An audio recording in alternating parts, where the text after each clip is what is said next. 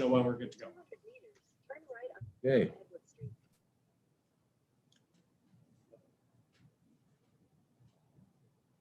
I have the Uber Gilda.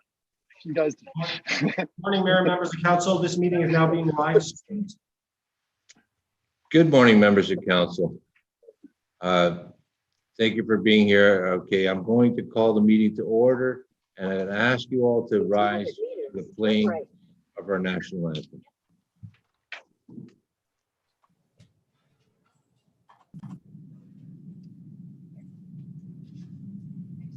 Not park here and I go stand. Park behind here and I go stand. Yes. Okay, hold on, stop. I go stand. Then I'll hand it.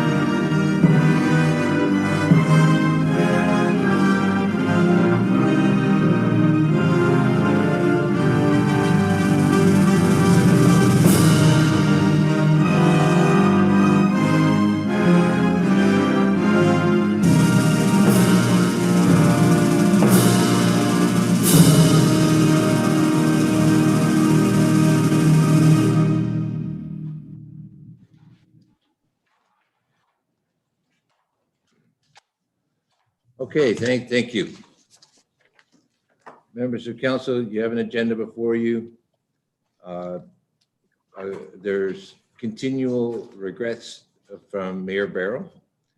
We're first need a motion to adopt the agenda. No, public forum. If you want to just announce the public forum and then council announcements. Mr. Okay, Chair. so there is no one registered to speak at our public forum. Normally we have up to 15 minutes for members of the public to address council on matters that are not on the agenda. And no one has indicated a desire to do so. So we'll move beyond that. I do want to read the public notice first that due to the efforts to contain the spread of COVID-19 and to protect all individuals, city facilities will not be open to the public to attend council and committee meetings until further notice. The public can observe meetings of council and committees by viewing the live stream of the open session part of these meetings, which can be accessed on the city's website or on the city's YouTube page. So there is no public forum. Are there any announcements from any members of council? Okay, Councilor Liu. Thank you, Mr. Acting Mayor. Since the emergence of the COVID-19 pandemic, there has been a disturbing rise in anti-Asian racism Okay. and violence in Canada and around the world. Can you hear me? Yeah. Councilor Munch, please mute your microphone while others are speaking. Sorry, go ahead, Councilor Liu. Okay, I'll start over again. Since the emergence of the COVID-19 pandemic, there has been a disturbing rise in anti-Asian racism and violence in Canada and around the world. Last week alone, I received reports of 3 incidents where Asian Canadian residents from my ward were targeted with racist comments while walking on the streets. All of us have a role in standing up against racism, and I hereby take this opportunity to publicly denounce all forms of racism, hate, and discrimination, especially towards Asian Canadians due to COVID-19 related stigmas. Richmond Hill takes pride as being a very diverse and multicultural community, and we recognize the difficulties to Asian Canadians during this difficult time. I will continue to focus on helping Asian Canadians, including entrepreneurs and small businesses, get through this difficult time, and I'm sure all council members are committed to do the same. On Thursday evening, with the help of York Regional Police Diversity, Equity and Inclusion Bureau, I will be hosting a webinar regarding hate crime prevention for my Ward 3 Mandarin speaking community. And I welcome all Mandarin speaking residents to join. So thank you very much for the opportunity to make my announcement. That's it. Thank you very much, Councilor Yu, for those words. I don't see any other members of council with an announcement. So we'll move forward. Does any members have an introduction of an emergency or time-sensitive matter? I see none. Okay, now we'll go to the adoption of the agenda. Can I get a mover and seconder? Thank you, Deputy Mayor Pirelli, Councilor Chan. Any discussion? All in favor? Any opposed? That carries unanimously. Okay, do any members of council have a disclosure of pecuniary interest? If so, please state the general nature. Councilor Silovitz? Oh, thank you, Mr. Chair. Good morning, everyone. I declare pecuniary interest, agenda item 17.1. It's about myself. Thank you. Thank you, Councilor Silovitz. The clerk has noted that, and you'll leave the meeting at the appropriate time. Okay, no, I don't see any others. So we'll move to the adoption of the previous council minutes. We'll do both at the same time. I just need one motion to approve the minutes for council meeting held on March 24th and the council public meeting also held on March 24th. Okay, thank you, Councilor West. Councilor Silovitz, any discussion on those minutes? I see none. Okay, all in favor? Any opposed? That carries. Okay, so now we get to the part where members can identify items that they believe require separate discussion. Is anyone who want to separate any of the items on our agenda today for discussion? Councilor Barrows?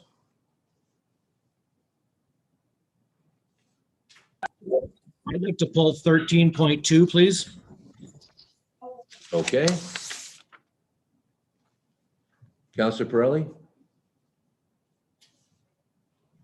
Thank you, Mr. Chairman. 13.1, 13.6, 13.7, 13.8, and 13.9.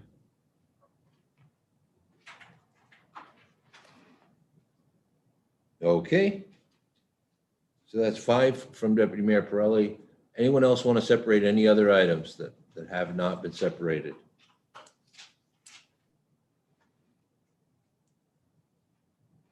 Anyone else? Okay, so we move to adopt the remainder of the agenda items. So those items that were not pulled, items 13.3, 13.4, 13.5, all of the additions and the other business. Item 14.1 has delegations and will not be adopted on consent. And the member motion is not adopted on consent. But we have those 3 items. So can I get a mover for the remainder? Thank you, Councilor Silovitz. And Councilor Liu seconded. Okay, any discussion? All in favor? Okay, any opposed? That carries unanimously on those items. Thank you.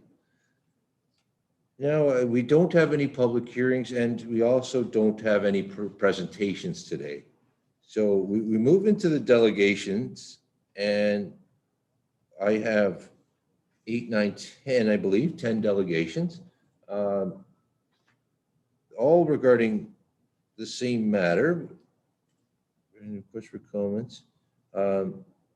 Mr. Clerk, did Lauren Kempalongo decline to be a delegate? Yes, Mr. Chair. Ms. Capolongo did withdraw her delegation and council adopted that under the adoption of the agenda. Okay, so we move right into the. So it's 9 delegations and all of them pertain to item 14.1. So we will hear from those delegations that have given prior notice to our staff their desire to speak. I'll just say to all of the delegates, you will be called upon when it's your turn, and you'll have 5 minutes to address council. I will be announcing when you have 1 minute remaining, and then cutting you off at the 5-minute mark. So the first delegation is Michael Manette from M-Plan Inc. I see you there. Go ahead, Mr. Manette. Good morning, Acting Mayor and members of council. My name is Michael Manette. I act on behalf of the Leslie Stouffville Landowners Association, LSLA, who are landowners in the Leslie Stouffville area encompassing approximately 500 acres of land impacted by the noted motion. The lands encompassing by the LSLA ownership have historically been part of the farming community in Richmond Hill. But as you are aware from previous submissions that I've made to the city and to regional council, farming is no longer a viable enterprise in this part of the urbanizing city. Therefore, LSLA is in full support of the motion to study the existing countryside designation of this area through the ongoing City Municipal Comprehensive Review City Plan 2041, which is the official plan update. And I want to emphasize the motion, as I understand it, is for the study to be carried out. As I noted in my earlier presentations to you, I believe the countryside land use designation is no longer appropriate for this area of Richmond Hill and also Richard Stouffville, which is adjacent. This specifically results from the demise of farming and the agricultural community, coupled with the expansion of transit and the urban development surrounding this area, which has impacted on the ability to maintain a rural character and a continued viable farming community. The study of this issue as part of a municipal comprehensive review in no way undermines the current provincial policy, and in fact is the specific direction that we have been given by the province through our discussions with provincial representatives as the appropriate manner to deal with the issue. And that manner is to do a study. The Gormley GO station is within the area encompassed by the LSLA and is the core of an area to be studied as part of an MTSA, which is a regionally designated transit special area associated with the Gormley GO station. It is therefore appropriate that the long-term land use for the larger area in Northeast Richmond Hill be studied as part of a responsible and comprehensive planning for the city looking ahead to 2041. I have reviewed the submission by the representative for the York Region Environmental Alliance and would suggest that all of the issues raised by this submission, including the protection of the Oak Ridges Moraine natural core and natural linkage areas, the impact of the existing rail line, organic urban agriculture, and the future form of housing would be appropriately reviewed and studied as part of the evaluation of the area recommended by the proposed motion. A comprehensive and coordinated study of the area could provide for the linking of the Oak Ridges Moraine Corridor Park through the area to connect with Phyllis Rawlinson Park, TRCA lands, and the Oak Ridges Moraine Core and linkage areas, all through the establishment of a secondary plan for the area between West Gormley and North Leslie secondary plans, incorporating a potential Oak Ridges Provincial Park. This could further be linked through intermunicipal cooperation to Richard Stouffville and Aurora, providing a linked open space system for use by the future residents of the area and region, resulting in a growing of the Greenbelt. This would be in keeping with provincial objectives. It should be noted that the long history of planning for this area includes a clear direction to the region of York from the Ministry of Agriculture and Food in a letter dated August 22nd, 1994, that not all agricultural lands in the region should be the same designation, and a map that accompanied that report illustrated no agricultural policy areas of provincial interest were to be established in Richmond Hill, followed by a later letter dated July 24th, 2002, indicating there was no provincially significant agricultural areas identified within the town of Richmond Hill. I've attached these letters to my submission. A staff report dated September 5th, 2007 to Richmond Hill Council on the Oak Ridges Moraine Conformity Official Plan Amendment 218 reported on the approval of the Regional Official Plan 50 that redesignated the agricultural policy area to rural policy area. The change in designation was approved on the basis that no provincially significant agricultural areas exist within the town, fragmented ownership of lots having less than 100 acres in size, and the existence of non-agricultural uses such as golf courses, aggregate operations, composting facilities, and pockets of rural residential uses. As noted in the motion before you today, a further erosion of agricultural rural community has occurred in the past 14 years since that adoption of the official plan amendment for the Oak Ridges Moraine. And there's also been the creation of the Metrolinx GO stations. Therefore, it is clearly appropriate to evaluate this area with respect to the future of farming and long-term land use as part of a municipal comprehensive review, both at the city level and at the regional level. The directions to study the area as part of these MCRs should also be provided to the province as input to the consultation on growing the Greenbelt in order to engage all three levels of government that have an interest in the area. Thank you for the opportunity to provide our input to council. We request that you support the motion as proposed as part of a responsible approach for planning for the future of this area of the city, looking ahead to the year 2041. Thank you very much. Thank you, Mr. Minette. Right on time there at the 5-minute mark.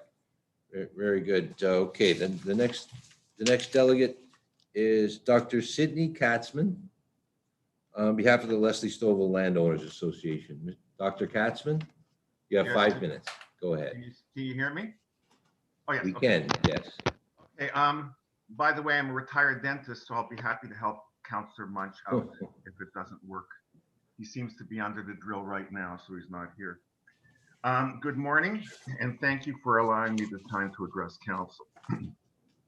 I am a member of the Leslie Stovall Landowners Association, also known as LSLA, which is a non-profit, non-political association that includes farmers and landowners and encompasses approximately 500 acres along the Leslie Street corridor, south and north of Stovall Road in the city of Richmond Hill. Our mission is to voice our concerns and to change outdated, inefficient, harmful land use policies for the area. Our objectives are to identify, protect, and enhance natural core and linkage areas of the LSLA lands through proper Oak Ridges moraine and greenbelt mapping and designations. Enable public access to currently landlocked green open spaces and forests to create an interconnected trail system and provincial linear park system within the Oak Ridges moraine and greenbelt natural core and linkage areas. Educate the public and inform municipal and provincial government bodies on the incompatibility of farming with the evolved realities and urbanized environment of the LSLA lands. My family has owned a 25-acre property just south of the Donor Farm, fronting onto Leslie and backing onto Highway 404 for the past 45 years. The land has been leased by Mr. Donor for farming for all of this time. Farming this land has become unsustainable due to the reasons put forward in Councillor Munch's motion, which is before council today. Before making any decision regarding the future use of this land, it is imperative that every councillor personally visit the Gormley GO station at the times when the GO train picks up and drops off passengers. I have been there myself during those times, and the traffic jams are horrendous as well as being dangerous. If nothing is done to address this issue, then not too long into the future, you will have a situation that would be similar to a farm being located in the middle of the city, for example, between Finch and Steeles Avenues in Toronto. There is currently development to the north and to the south of our lands, and there has been a proposal to straighten Leslie Street with a new road going right through the middle of my property. This will not alleviate any traffic congestions, but will make farming my land impossible. As a landowner in the area, I was recently interviewed along with other LSLA members for a project being done by Ryerson University to study the Gormley GO Station Community Plan. Council should be made aware of the results of this study before any long-term decisions are made for this area. Lastly, the statements made by one opponent to this motion that, quote, 2/3 of the population will be working from home and that the Gormley GO Station line only transport cargo, unquote, are untrue. I therefore urge you to support Councillor Munch's motion today. Thank you. Thank you, Dr. Katzman. Very good. Okay, the next delegation will be Paul Donor from John Donor Limited. There you are. Mr. Donor, you got five minutes to address council.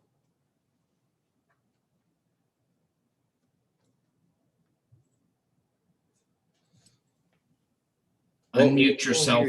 Okay, you got to unmute there. My apologies. Okay. Good morning, and thank you for your time and allowing me to speak. When I heard that agriculture was going to be discussed today, I felt I needed to once again address council to make sure that farming community was represented by an actual farmer in the area. Is my presentation going there? Just bringing it up. There we go. Yeah. There it is. Next slide, please. In 1806, my family settled on Lot 35, Concession 3 in what was then known as Upper Canada's Markham Township, now Richmond Hill, Ontario. In 1974, my father incorporated our family farm under the name of John Donor Limited, and through the 70s, 80s, and 90s, our business was in a state of steady growth. Through diversification, we became a multifaceted agricultural corporation that was both vertically and horizontally integrated. Throughout our history, we have adapted to the changing industry and community, but now the challenges we face cannot be solved without your cooperation. Next slide. Farming near urban areas may be a nice concept, but in reality, it doesn't work. As the city of Richmond Hill has grown, so too have the problems for agriculture. Each year, there are more vehicles on our roads, and the establishment of the Gormley GO station has not only added cars, but train traffic as well. Recent traffic counts have been in excess of 20,000 cars daily past our driveway on Leslie Street. As traffic has increased, so too is the risk of becoming involved in an accident. Next slide, please. Years ago, farming was done on a small scale, but today's tractors are much larger. The tractor in the picture is 18 feet wide. Considering that lane widths in Ontario range from 10 to 12 feet, it becomes obvious that our machinery often extends over the center line into oncoming traffic. Next slide. Road improvements such as curbs and guardrails have eliminated the shoulders that we could have used when squeezed by oncoming traffic. This picture is of Leslie Street just south of our farm, an area we travel through frequently. The new curbs force us into oncoming traffic while going over the hill. Next slide. In this picture, we see the guardrails that were installed along Stouffville Road between Leslie and Yonge Street. Through this hilly area, there's only about 3 feet of usable shoulder for us to use, leaving a portion of our machinery once again over the center line of the road. Next slide. There are numerous other obstacles that our machinery operators have to maneuver around. The above picture of Yonge Street were taken on weekday morning, but on the Saturday afternoon 2 years ago that we had to go through this construction site, there was more pylons and far more traffic. Ideally, we would avoid construction sites such as this, but Bayview was being resurfaced and Leslie was closed for sewer construction, leaving us with no choice. Next slide. Hydro poles, road signs, mailboxes placed only a short distance from the edge of the pavement again create obstacles that need to be gone around, forcing us into oncoming traffic. Next slide. Our business is in a state of decline, but there is no exit strategy available to us. At the peak, we farmed over 4,000 acres, rented from more than 80 different landowners, not one of which was a farmer. Today, we are down to less than 1,800 acres. We have seen urban sprawl and reforestation by the TRCA gobble up more than 2,000 acres of agricultural land. This is not unique to us, as many farms are experiencing the same thing. Next slide. The aerial photo before you represents, in my mind, the heart of the Oak Ridges Moraine, Bethesda Side Road to Stouffville Road, Leslie Street to Bayview. The darker green areas are trees. The lighter green are fields that we used to farm. In fact, we farmed right through to Yonge Street. Next slide. The yellow highlighted area represents the remaining farmland in this block, approximately 38 acres spread over 5 fields. Where we could once go from field to field and avoid the roads, we are now being forced onto the roads in order to travel between the locations. This fragmented area of small fields is incredibly inefficient to farm. Next slide. Increased land values throughout the GTA have made this land too expensive to farm. Why would any farmer purchase this land knowing that no crop will generate enough revenue to cover the financing costs? Considering that more affordable and potentially more fertile land can be had in areas such as Woodville, farmers like us might prefer to relocate to safer, more rural communities where agriculture is thriving, but we can't because the countryside designation restricts our buyer base. Next slide. I've mentioned safety concerns and road design issues, but other aspects of agriculture should also be noted as causing conflict between farmers and our urban neighbors. Traffic congestion, pesticide application, fertilizer spreading, noise and dust, coupled with the failing support system for agriculture, such as machinery dealers and feed mills moving out of the area, and a lack of qualified workers. Farming in this urban community becomes a very difficult task. Next slide. We're the last grain producing farm based in Richmond Hill. Under the current conditions, we will not be able to continue farming here for much longer.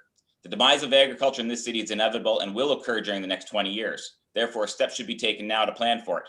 The motion before you today that I, as a farmer, and asking you to support simply calls for an evaluation of agriculture. Evaluate for yourselves if what I am saying is true, then you can correctly plan for a responsible transition of this land. I'd like to issue a challenge to all council members, but especially those of you who do not support the motion before you today. My challenge is that you spend some time helping us move machinery to the fields this spring. Despite the temporary reduction of traffic due to COVID-19, I believe there's still enough out there to support my position that it's no longer safe to farm here. Next slide. Thank you. Okay. Well, thank you very much, Mr. Donor. It's always enlightening when you share the experience of our agricultural community here. And I don't think I'd want to take you up on that challenge. Okay. The next delegation is going to be, sorry,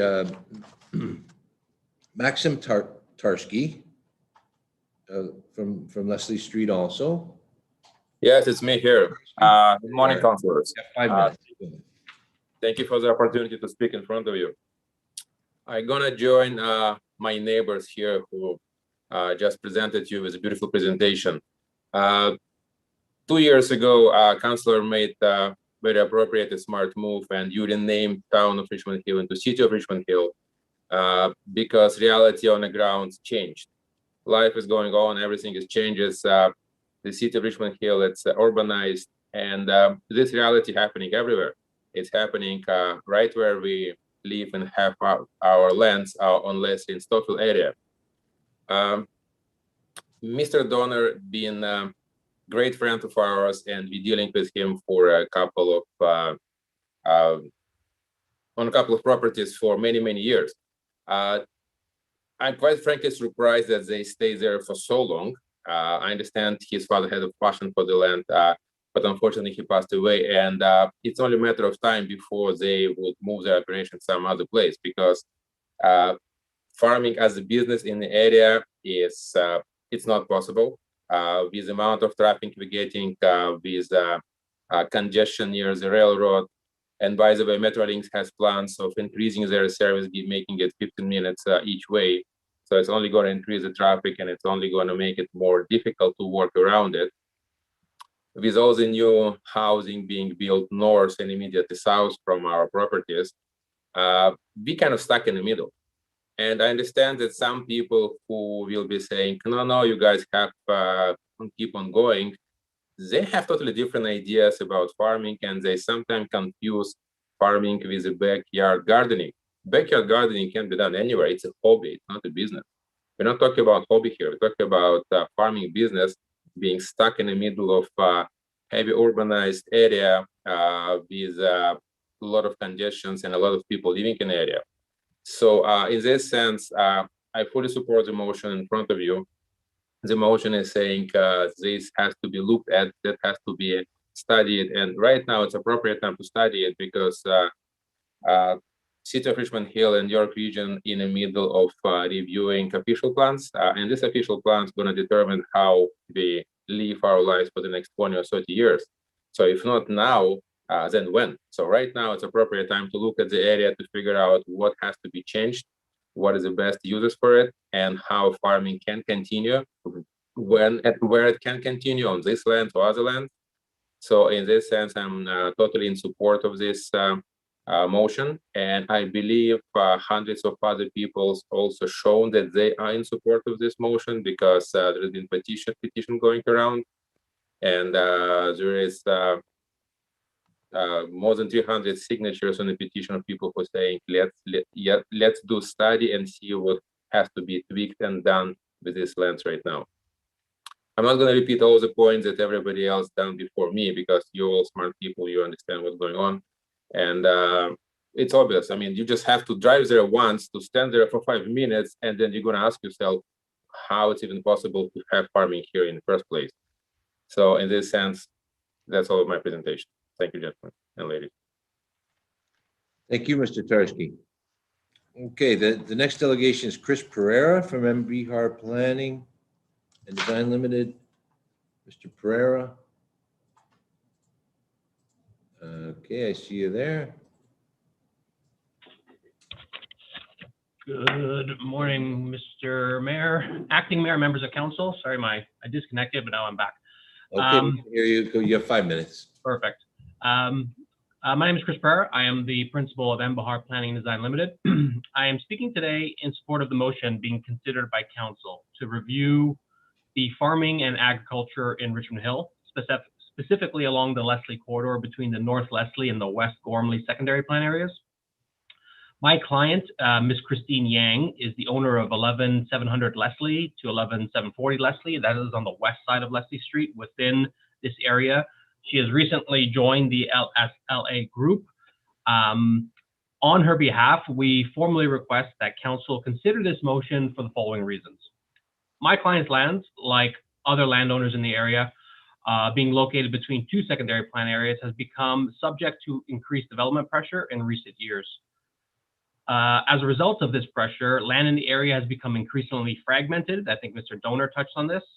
This fragmentation has significantly impacted the viability of these lands for any commercial agricultural uses. My client has also had no success in obtaining a tenant to continue the farming of these lands, citing issues of viability. As a result of these challenges, we request that these lands be assessed for their viability for commercial agricultural uses as part of the wider municipal comprehensive review currently underway, and really part of the long-term planning exercise for the area. That is all I wish to submit today before council. If council has any questions, I'm more than willing to answer them. Thank you very much. Okay, thank you, Mr. Pereira. Any members of council have a question? No, I see none, so thank you very much. The next delegation is from Dennis Tarski, 11,990 Leslie Street. Mr. Tarski, you have 5 minutes. Good morning, Mr. Acting Mayor DePaolo and members of the council. Thank you for the opportunity to speak in front of you today in support of the motion. I was listening to previous delegates and decided to shorten my speech because they bring up all the excellent points of the actual reality on the ground. With unfortunate demise of farming and completely changed reality in the Leslie Stockhill Road area. The purpose of municipal comprehensive review and official plan reviews is to study the reality and to plan for the future. They are done periodically, but they are done fairly rare, once in 20 years, once in 30 years, depends on whether it's city of Richmond Hill or region of York. The reality have changed already, so that's why we are asking for the study to be done to look at what's feasible today and moreover, what's feasible 10, 15, 20, 30 years from now. We want to plan for our kids to live in the area and to enjoy the area and for the natural features to be preserved and enhanced. Including growing the green belt where it's possible with linkage areas and core areas being expanded. We have, as a landowners and the area, we submitted an online petition to gather further support for the motion of Councillor Manch, and the petition received 337. That number is from yesterday. As of today, it's 337 signatures. Due to COVID, nobody can show up to a council meeting in person, so it's just a number on the paper. Should the meeting be held in person, I'm sure we could have filled the room with supporters for the motion. So once again, we are not asking for conclusions on what to be done there. We are asking you to study the area as part of the due proper municipal review and comprehensive study. And let the study look at all the realities on the ground and consider everything that everybody has to say. We are asking you to support the motion. Thank you. Thank you, Mr. Tarski. The next delegate is Warren Jackson from 12,623 Leslie Street. Mr. Jackson.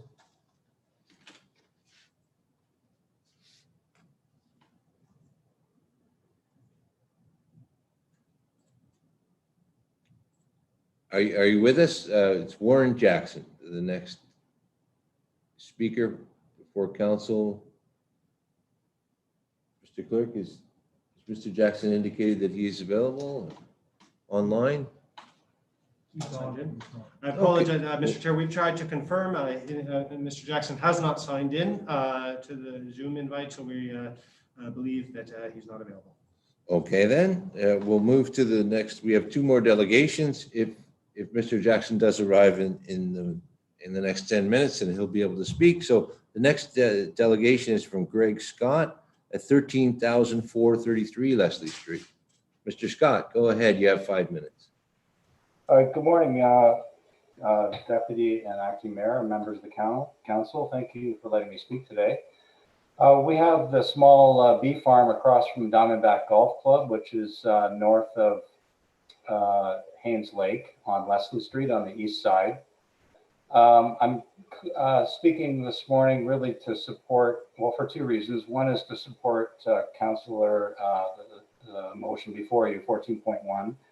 And the other one is to request that some intervention be done with the proposed movement of our area, which is north of the lake, north of Bethesda Road, and east of Leslie Street, being deemed as or rezoned as prime agricultural area or zoning, I guess. There was some communication by one of my neighbors to the south of me in my area who sent a letter to York Region and speaking against that and pointing out that really, aside from our farm, my farm and my wife and I, and the one farm that appears to be a tree farm to the south of us, just to the south of the lake, there doesn't appear to be really any farming in our block of land that is deemed to be prime agricultural. So it doesn't really make sense. York Region pointed out that really the request has to come from Richmond Hill to stop this or change it. I guess we're currently zoned rural, which does allow for polo clubs and whatnot, and Toronto Polo Club, as you may know, which is all the way around us, and to the three farms to the south of us. So it doesn't really make sense. I submitted a letter basically outlining our challenges with farming. We're dedicated farmers. We have been for the last 11 plus years. We have beehives all over York Region and going out to East Gwillimbury and the far reaches. We have a lot of bees here as well, and we do organic farming, and it's a challenge here just because of the soil that we have to deal with right on our strip of land. We're on the top of the moraine. One other thing I'd like to point out, yesterday I was driving along 404 and there was an accident along the 404 middle of the day. So when I got off at Stovall Road, everyone was getting off of the 404 on Stovall Road, and it was a wall-to-wall traffic or bumper-to-bumper traffic from the 404 to Leslie Street. And I can't imagine Mr. Donor trying to drive a tractor down there at 2 o'clock in the afternoon, because Google Maps is telling everyone to get off the highway and either go on to Warden or go on to Woodbine or go on to Leslie to avoid the traffic jam that was on the 404. So that's something that I witnessed yesterday in the area. That's really all I have to say. I'm in support of a review of what's going on in the area, and I'd like some action by the city to review the proposed zoning to agriculture for the area that is north of Bethesda Road and east of Leslie Street. It doesn't seem to make sense, although it really doesn't affect me personally and my wife, because that's what we are doing. We're committed to farming, but it doesn't really make sense for my neighbors and I think for the town. It isn't really, we've noticed that over the last few years, or particularly over the last year, it's been the bees haven't been doing as well. The honey crop hasn't been as good in this area. We have to rely on our other yards that are out more in rural areas to keep our business afloat. That's all I have today. Thank you. Thank you. Thank you very, very much for coming here. Okay, we have one more delegation, Ms. Carol Davidson from 25 Green Meadow Crescent. Hello, thank you. Morning, Ms. Oh, Davidson. You have 5 minutes. Good morning. Thank you, Acting Mayor DePola.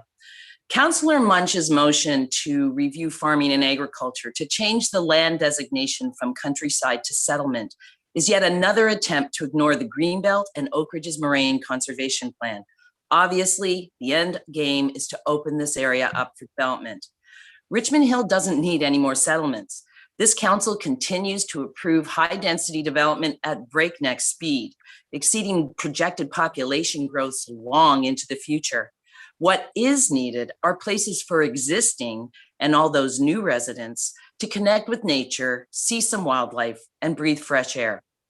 During this pandemic, people are going outside year-round.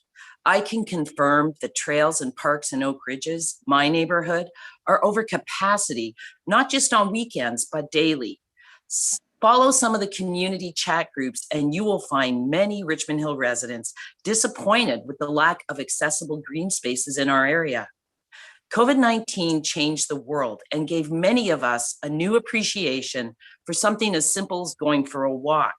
It's time for all of you to change the way you think too. Work with landowners, work with all levels of government, find ways to rehabilitate countryside lands in ways that will serve the greater good while protecting the environment for years to come. There are no second chances here. Do the right thing now. Residents can't afford lobbyists. That's why we have you. Councillor Munch distributed the lyrics to a song that include "A Place to Live for You and Me." The people of Richmond Hill elected all of you to represent them, not just developers or landowners. Make a plan to build Richmond Hill into a community that includes countryside and respects the existing Oak Ridges plan. It is what the people want. Thank you. Okay, thank you, Ms. Davidson.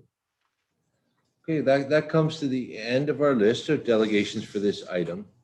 Now, Council's indulgence, normally I would bring the item forward, but maybe if we just, oh, well. I'm here if you'd like.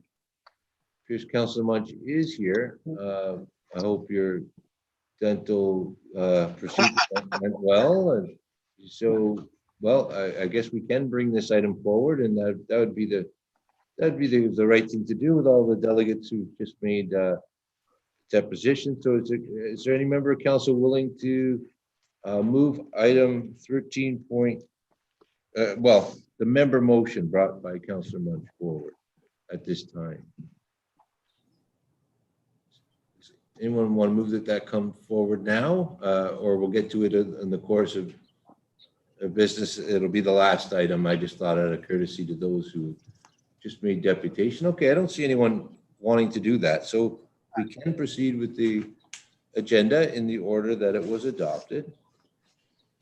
And the first item that we would be dealing with then was pulled by Councilor Pirelli, I believe, 13.1 Lucas Street Community Safety Zone. Councilor Pirelli? Thank you, Mr. Chairman. Going to get my notes here.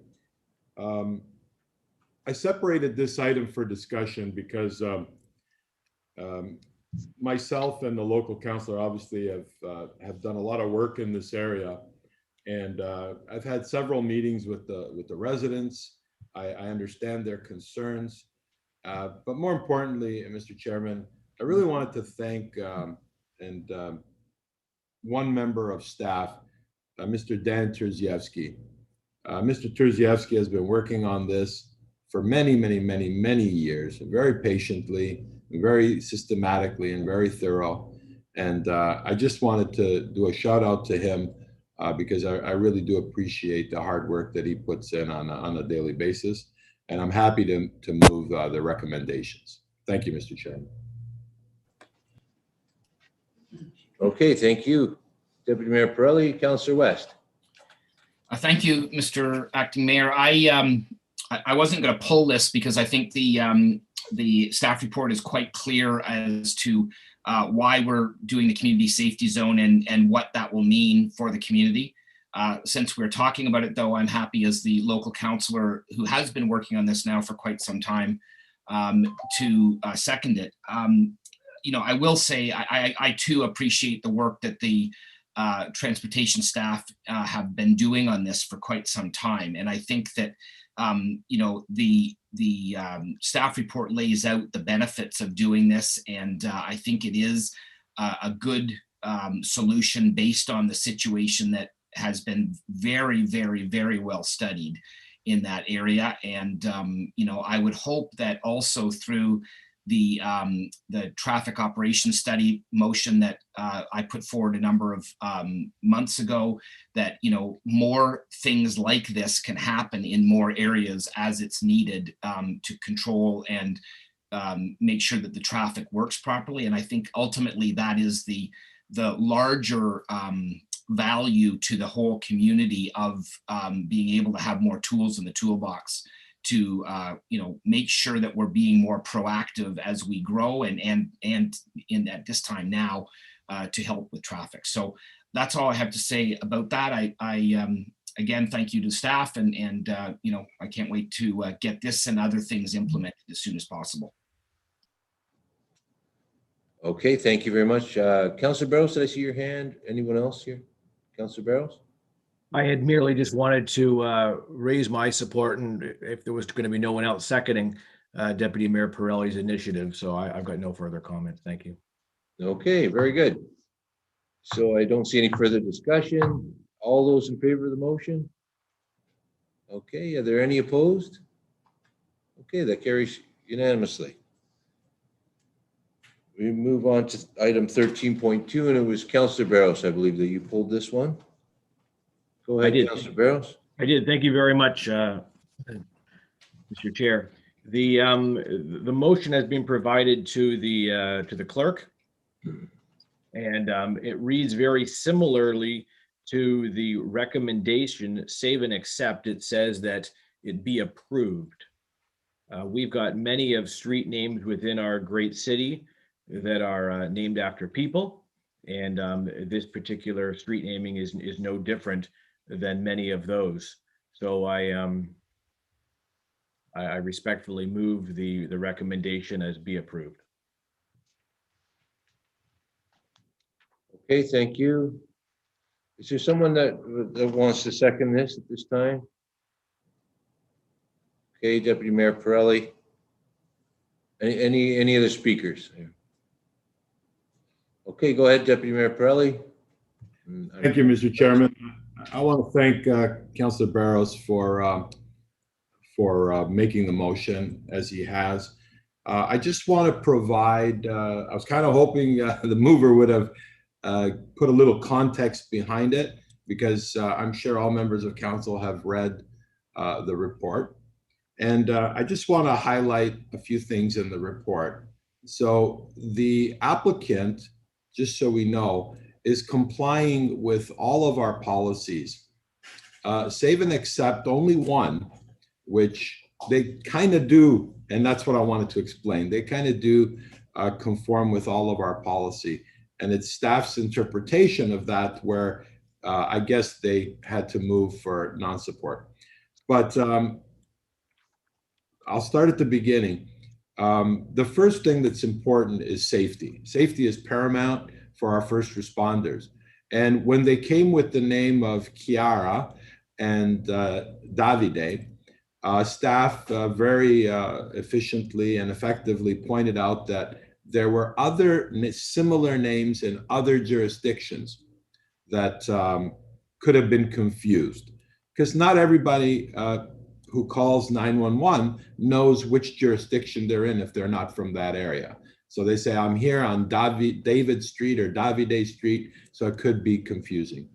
So they dealt with the applicant, and the applicant said, well, of course, we don't want to create an unsafe situation for our new residents. So they changed the name to two names.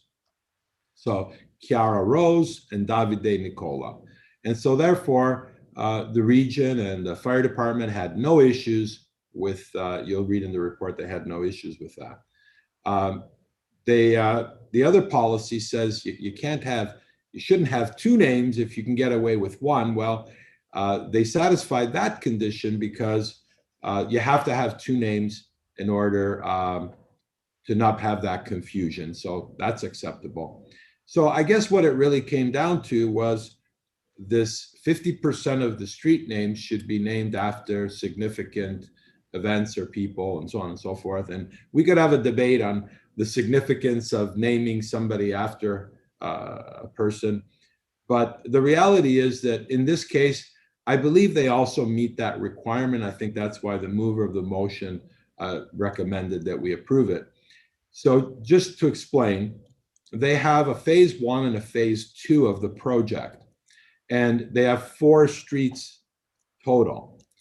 To comply with the policy, 2 of the names would have to be picked from the top 5 categories, and the other 2 don't have to be. To respect Banshee and Globemaster, our 2 cadet programs in Richmond Hill, they agreed to name those in Oak Ridges, but they wanted, the local councillor, myself, and a few others wanted those 2 names to be together in the phase 1. They could have, if they didn't want to cooperate with us, they could have said, Mr. Chairman, that they wanted Globemaster and Chiara Rose. And then in the second phase, they would have did Banshee and Davide Nicola. They didn't do that. They respectfully, put the 2 names together. So once this whole project is completed, 50% of the street names will comply and everything will be in compliance. So it's just an administrative detail that needs to be addressed. There's no safety concerns. And it's for that reason that I think they comply with everything and that I second the motion. And I'm available for any questions if any of that was at all confusing. Thank you, Mr. Chairman. Okay, thank you. Councillor West. I think I have a fairly good sense of humor, so I do think it's funny that I'm going to, just in a minute, be voting against Davide, which I guess is David in Italian. But I think if you read the staff report, there is a policy in place about street naming.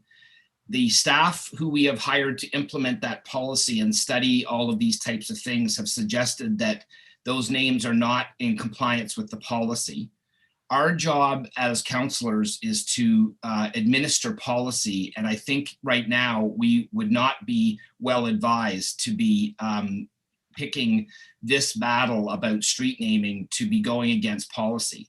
I understand from reading the staff report that there are reasons why double naming is not a good idea from a safety perspective.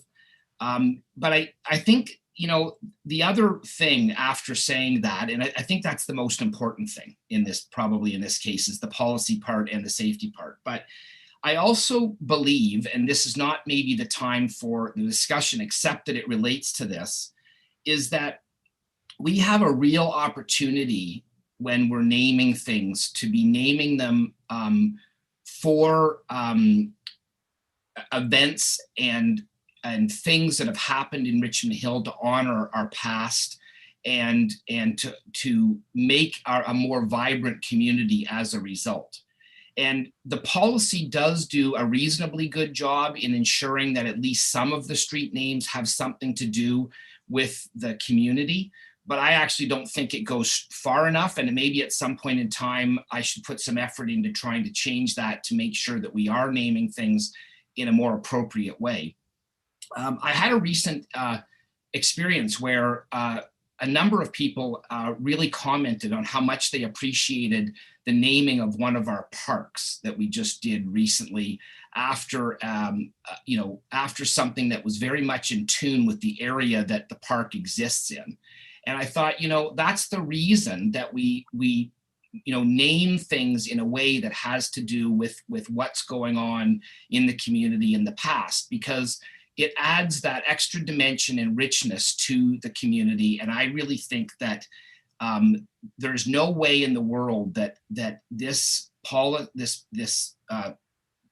motion that we have before us is complying as well as I believe it should be with the policy that we have in place I can't support it. The staff has made itself clear on what the outcome would be recommended, and I don't see any good reason why council would be not going with that recommendation at this time. So those are my comments. I will be voting against Davide, unfortunately, but I think that I would encourage the developer to go back and come up with some names that are more appropriate and comply well with the policy that we have in place. Thank you, Councillor West. Anyone else want to speak to this?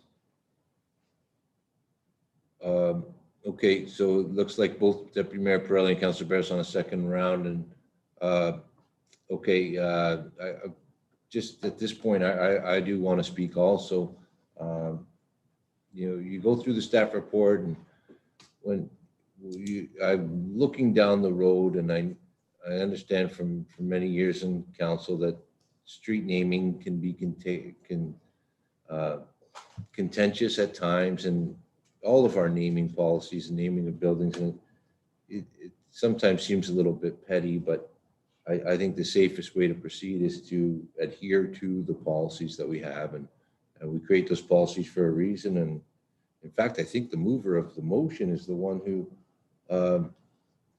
set the policy in place, that there must be at least one street named after an individual that gave their life in public service, and we're ignoring that here. And then what effect do our policies have in the future and down the road? So my inclination is to support staff's recommendation and not the motion on the floor. Deputy Mayor Pirelli, you're next, and then Councillor Barros will have a wrap up as a mover. Thank you, Mr. Chairman. I just wanted to respond to my colleagues' comments. First of all, I will quote to you. I believe Councillor West stated that the double naming is not recommended. So I'll read this to you. Proposed street names consisting of two words should be changed to one word. Only a person's last name should be used unless additional identification is necessary to prevent duplication with an existing street name in the city or surrounding municipality within the region of York. In principle, the applicant's revised proposed street names comply. I'll repeat that, comply with this requirement in order to prevent duplication within the region. So the statement that it doesn't comply is not correct. It actually does comply, and it says it right in the report. To address the Acting Mayor DePaula's comments, I understand we do have a policy, and it is my belief that the policy is being complied with, as I've stated earlier, and I'll just repeat it again. There are 4 streets in this phase, this site plan, and 2 of them will be named after Banshee and Globemaster. They're already in existence. In this phase, there will be 2 names respecting and honoring the grandchildren, the children. And during a pandemic, there's nothing more important than family. And when we talk about significant people in our community, we can honor them in more than one way, members of council, not just by using their name, but their grandchildren's name.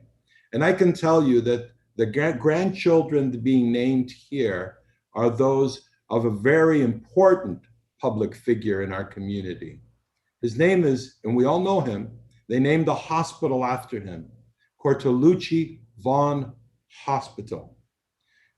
This is an honor not just to those children, but to this man, a man who was so generous that he gave $40 million to the Cortolucci Vaughan Hospital. And I say that if we're going to honor a man, we honor him in the way that he would feel honored, and that is by naming his grandchildren in this subdivision in full compliance, is my belief, with all of our policies, because when this site is done, 2 names will be honoring Banshee and Globemaster, and 2 names will be honoring a very significant person in our community. Mr. Chairman, members of council, I see no better way to honor someone. If I was a grandfather and my grandchildren names were being on street, that's a tremendous honor. And that's why I've seconded this motion. I certainly hope that members of council will see it the same way. Thank you.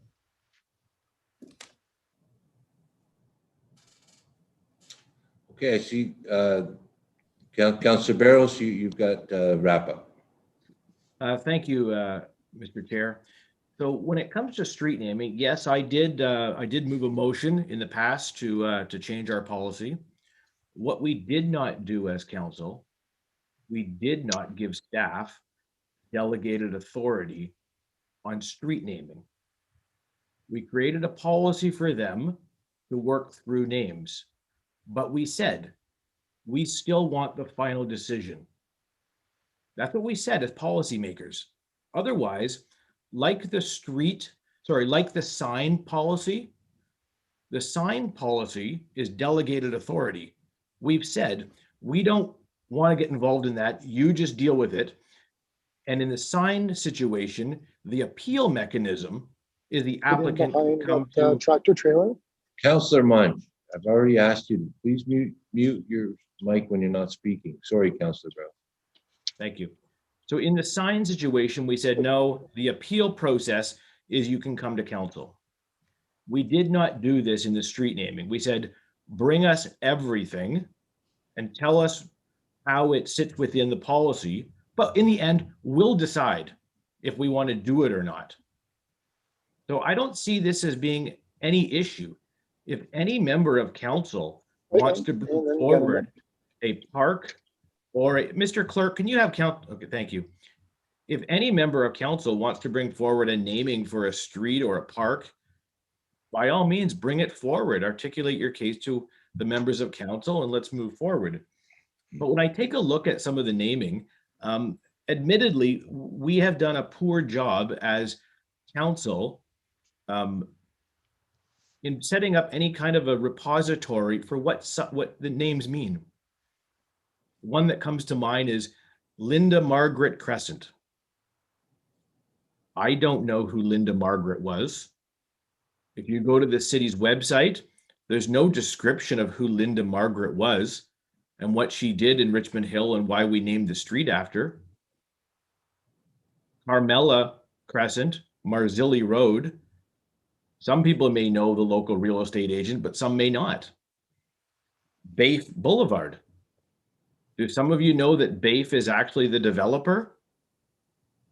Some people may, some people might not know that. Amanda Crescent. I don't know who Amanda was. Baker. I don't know who the Baker family was.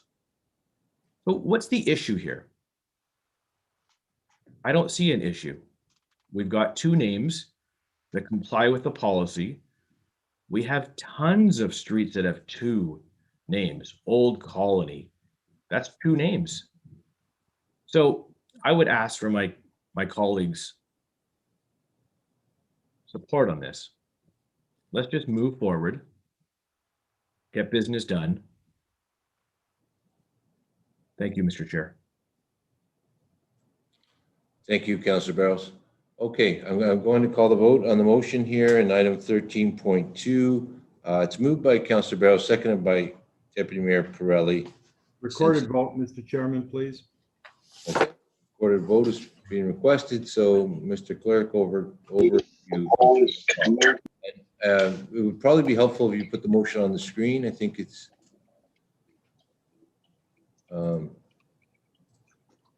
not the staff recommendation, but Thank you. Slightly amended. Okay. Thank you. Through you, Acting Mayor. Voting on left at the lights. Councilor Barros, seconded by Regional Local Council. Get up there, please. Regional Local lights, lots of time. Sorry, Regional Local Councilor Pirelli. Yes. Thank you. Councilor Silovitz. No. Thank you. Councilor Barros. Yes. Thank you. Councilor Munch. Yes. Thank you. Councilor West. No. Thank you. Councillor Liu, Yes. thank you. Acting Mayor DePaula, No. thank you. And Councillor Chan, No. thank you. The motion fails to carry on a tied vote.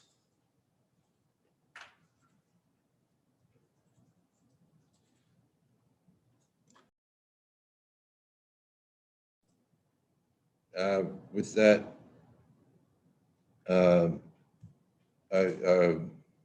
vote in the negative on this issue essentially reverts us to the staff recommendation to not approve these streets. I think we just move forward. The next item that was broken out by Deputy Mayor Pirelli. Point of order, Mr. Chairman. Yep.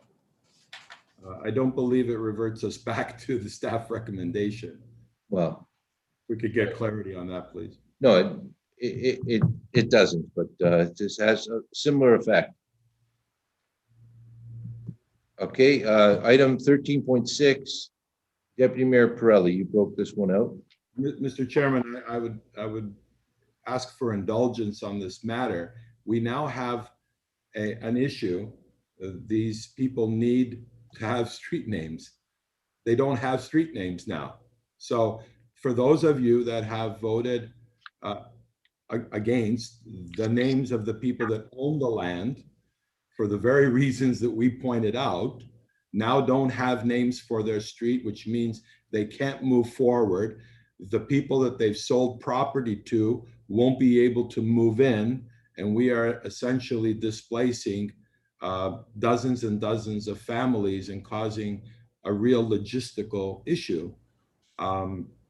So if we don't like those names, I would ask that those that voted against this give us a suggestion for the names and see if the applicants are interested in those names and see where this takes us.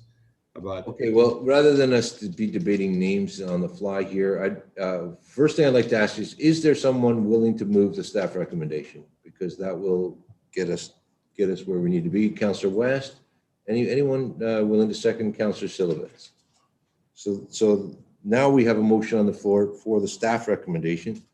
Councillor West or Silivitz, did you want to speak again, or you've made your points? No, I think the point's been made. So, perhaps someone may switch their vote. Deputy Mayor Pirelli, you can speak to this then. Go ahead. Thank you, Mr. Chairman. So again, I think it's important that we have an understanding of the logistics of what this really means. We asked our staff to deal with the issue of street naming. The owners of the land, I think, should have a majority lion's share of the say in what they named their streets. They worked very collaboratively with staff. And staff said, we have an issue with a safety concern with the single name Chiara and the single name Davide, because Councillor West is correct. Davide is the Italian word for David. And the applicant very respectfully said, well, we don't want to cause a safety concern. And they did. They changed it to Chiara Rose and Davide Nicola. And I thought that was in the spirit of cooperation. They did give two names, Globemaster and Banshee. They comply with the 50% rule. They comply with the double naming. They comply with every aspect of our policy. They actually comply with every action. I guess if we ask staff, and I'm prepared to do so that maybe my council colleagues will reconsider. So through you, Mr. Chairman, I'd like to ask staff if in fact they comply with the policy as it pertains to the 50% of the street names once both parts of this project are completed. Through you, Mr. Chairman. Is there someone from staff that can answer that? Commissioner Kwan, go ahead. Through you, Mr. Mayor. Staff apply the policy on a project by project basis. So we don't look at the collective projects that one particular landowner or builder may be developing within the city. So the policy is applicable on a project site by site basis, but certainly we will abide by the will of council in this circumstance. Through you, Mr. Chairman, to Commissioner Kwan.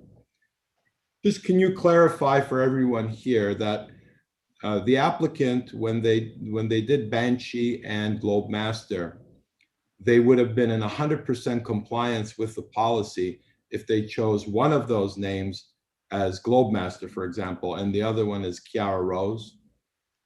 Can you confirm that that would have been in complete compliance with the policy? To you, Mr. Mayor, certainly he would have complied with one of those names, but as I said, we don't look at this as a tally sheet, and we look at these on a site by site basis in accordance with each project. Thank you. So as my colleagues will hear, again, I guess when the applicant came forward and we asked for both streets to be joined together in one subdivision, instead of having Globe Master and Kiara Rose, they complied with our request to put them both together. And now it really seems so unfair to say, this other project is separate from the other one. The only reason they're separate is because for financial reasons and financing reasons, they separate projects. They're part of the same parcel of land in the same area, and what they consider a phase one and a phase two. And I think that had they done it the other way around, they would have had both of those names put in the policy, and they would have had those names, but we would have been at a disadvantage. We would have had a less desirable outcome. And I think we really need to show that we want to work with our developers. We want to honor the fact that they provide housing for us. They provide affordable housing. The city does not build any projects. We don't build any housing. The projects are built by these developers who every day they put their money at risk, these builders. And many have gone bankrupt trying to do this. I think this is, and 1 minute. Thank you. And I think especially in these times, I think it's time for this council to stand up, be counted for, and say, you know what, we do respect you. Yes, you do comply with the policy. And yes, there is no safety concerns moving forward. And because even if this motion were to pass, they're just not supporting the names, and we're right back to where we were before. And I think it's going to leave a very, very bad taste in the mouths of not just this builder, but all builders, knowing that their requests will not be dealt with in the manner that I think that they should be dealt with. So, Mr. Chairman, I can't support the staff recommendation because I do believe that this applicant does comply with all of our rules. And I think it would be a little bit disingenuous of me to vote against it when I know that they did everything they could to cooperate with staff and with the. Okay, that's time, yeah, Deputy Mayor. Yeah. Thank you. I'll reserve the right for the second round, please. Thank you. You have that right. Councillor West. Thank you. Okay, so the situation that we have in front of us, the way I understand it, is that the motion before us, it says, the last part of it says that the naming not be supported for the reasons outlined in staff report and in the staff report. So I'm not going to argue the fine points of all of this stuff. It is laid out in the staff report. What I would suggest, if this is all just a big misunderstanding as it is being suggested, then the simple solution, regardless of whether, and I, I don't think it is, but I mean, the staff has made their position clear. But if there is something that can be done to create the compromise that brings forward a positive staff report in the near future, and I can't imagine that this would take very long if that happens, whether or not this motion passes or whether or not the other motion failed, still means that at a future, staff report will come before council with the compromise that staff can put their seal of approval on. I would be more than happy to vote in favor of this. So what I would recommend for council at this point in time is to approve this staff report and approve the recommendation in front of us, which will send a message for the developer to go back to the staff, have the discussions that they need to have with staff, make sure that their naming of their streets complies with all of the things that are in our policy. And then in a very near future staff, council meeting, we come back with a recommendation to approve it. It's not that difficult. And I also would suggest that I'm a little bit confused about, I didn't realize this is the same subdivision that Globemaster and Banshee was in, but if I'm not mistaken, those two names were put on the docket and approved by council. They were not brought forward by staff. So I'm not sure how that plays into all of this. But again, if this recommendation that I put forward passes, we will have all of that looked into and come back at a future time with a future staff report. Okay, thank you. I haven't spoke yet on this. I actually disagree, Councillor West. I want to put this as a question to our staff. If the recommendation on the floor, the staff recommendation is saying that these two names not be supported to be added to our list, and I think that takes them off the table, and we discuss other options for naming this at a later date. But I'll put that to Commissioner Kwan. Would that not be the case? Yes, Mr. Acting Mayor, you are correct. So Councillor West is also correct that it would be incumbent now upon the applicant to reassess the decision of council, and then we would have a further discussion about appropriate street naming and bring that report forward for council's approval. So so they'd have to reapply, but essentially these two names would be almost off the table if council rules here what's on the floor for these two names to not be. So I prefer to move a referral, maybe back to staff. It's not sitting in the chair. It's not something I can do myself. I relinquish the chair to do it. Is someone willing to move that we refer this back to staff? Deputy Mayor Pirelli? Mr. Chairman, I did want to ask a question before we do that of Commissioner Kwan. We really need to have an understanding of the timelines for naming these streets. What I would really hate, Mr. Chairman, is that it goes back to the applicants who believe that they have acted in good faith and cooperated with staff fully on this. We're expecting a different recommendation from staff, and we're actually expecting a different result on Councillor Barros's motion. And to go back to them and say they need to pick different names is kind of forcing their hand. It's not in the spirit of cooperation. My question through you, Mr. Chairman, to the Commissioner, two questions. One, what are the consequences of them not having a name approved? Like, how much time do we have to actually get that name approved so that it doesn't delay the project in any way, shape, or form? That's the first question through you, Mr. Chairman. Mr. Commissioner? Through you, Mr. Acting Mayor, we can certainly turn this around very quickly in cooperation with the owner, and we will embark on those conversations immediately. It is important, though, that we do get this. You are correct, Mr. Deputy Mayor, at one point where it's important that we do have the street naming assigned so that they can move on to completing their project. So thank you for that.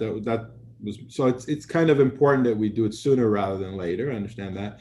But more importantly, there is an appeal process if somebody doesn't like our decision.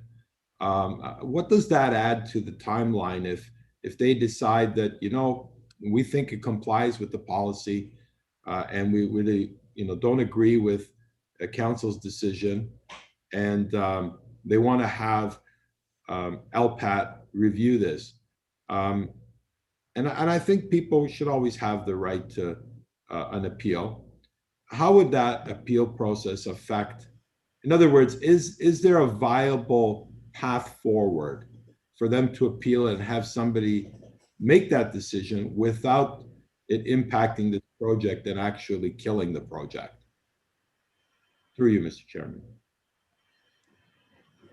Through you, Mr. Acting Mayor, I don't believe this is an appealable process. This is a process under the Municipal Act and is not subject to LPAT appeal.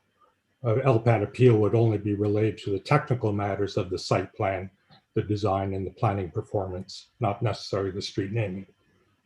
And through you, Mr. Chairman, to the Commissioner, it seems that we're 4 and 4 on this council because we have an even number of council members. If today is any indication of things moving forward, and we keep getting stuck at a non-decision. In other words, if next week or 2 weeks from now, we get a staff report that says, okay, they don't want to change their names, and we do this again and again and again, how do we resolve a stalemate like this? Mr. Chairman, through you. Through you, Mr. Acting Mayor, again, I think it's incumbent at this point in time, given where we are, that we have those offline discussions with the developer to seek his opinion as to what direction he wants to go, and then we can report back to council. I would expect, though, just as a technical matter, it's only for full compliance with the policy. It's only one of the 2 street names that are really under discussion at this point in time. Yeah, thank you, Mr. Commissioner. That's exactly what I was saying. It's one of the streets versus 2 of the streets. And the fact that they gave us 2 names on the first project and not on this project, that's why I thought it would be good. Through you, Mr. Chairman, to the Commissioner, do you think it would be okay, because the applicant's not here to answer this question, but would it prejudice the application very gravely if we referred this back to staff to come back with us with some kind of a resolution at the next council meeting, or would that be too long of a period, Mr. Commissioner? Through you, Mr. Acting Mayor, with the cooperation of the landowner, I'm sure we could turn this around very quickly. Okay, perfect. So, Mr. Chairman, in the interest of saving some time and then trying to come to a resolution, because we're deadlocked here at 4-4, I would move that we refer this item back to staff to deal with the applicant and see if either staff could have a different recommendation based on what they've heard here today from members of council, or if the applicant is willing to find some kind of compromise. But I do hope that at the next council meeting that we will have some kind of resolution. Otherwise, we don't have a solution, and I think we really need to have a solution. So that'd be my my motion, is to my amendment is to refer it back to staff to come back to us at the next council meeting. Okay, the referral motion will take precedence then. Councilor Barros, are you seconding? I'll be happy to second that referral back to staff so that we can have that fulsome discussion, and that when they do come back, hopefully we can get that further explanation of how the Banshee and Globemaster played out. It's unfortunate maybe for some members of council if they haven't actually seen the map on how those streets worked out. It would have been horrendous if the applicant had not worked with us in the first place to allow the Banshee and Globemaster to continue. It's two completely different builders that built out the road network.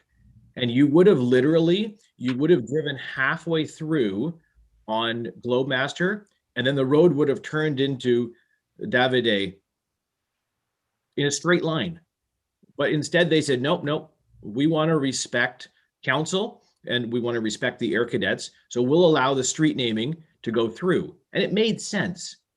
It wasn't in compliance with the policy, but that's what we do as council. We make decisions, and sometimes it's outside of the framework that we've laid out, and that's okay. So I'm happy to second the referral back to staff so that we can get that fulsome conversation and perhaps that better explanation back to council as to how it all played out. Thank you. Okay, well, I will say I'm grateful for the benefit of 2 weeks. I would be supportive of that, to take a further look at this and see if there's some way in which the apparent non-compliance is perhaps a technicality, but I don't want to prejudge anything, but I think 2 weeks may be helpful on all sides if there's cooperation. So I'm willing to support this referral. Anyone else want to speak to it? Okay, I'm going to call the vote on the motion. Motion to refer this item to the next council meeting. All in favor?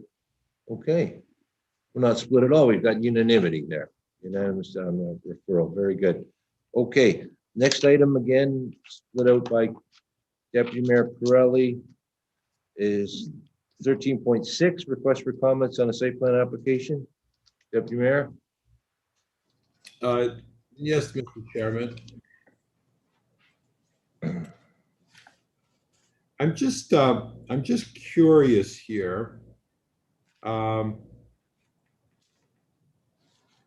That this appears to me, and I guess I'm going to need some clarification from staff. I'm looking at page 127 of 201 in the recommendations, and the very last sentence says that comments be received for information purposes, and then all comments be referred back to staff.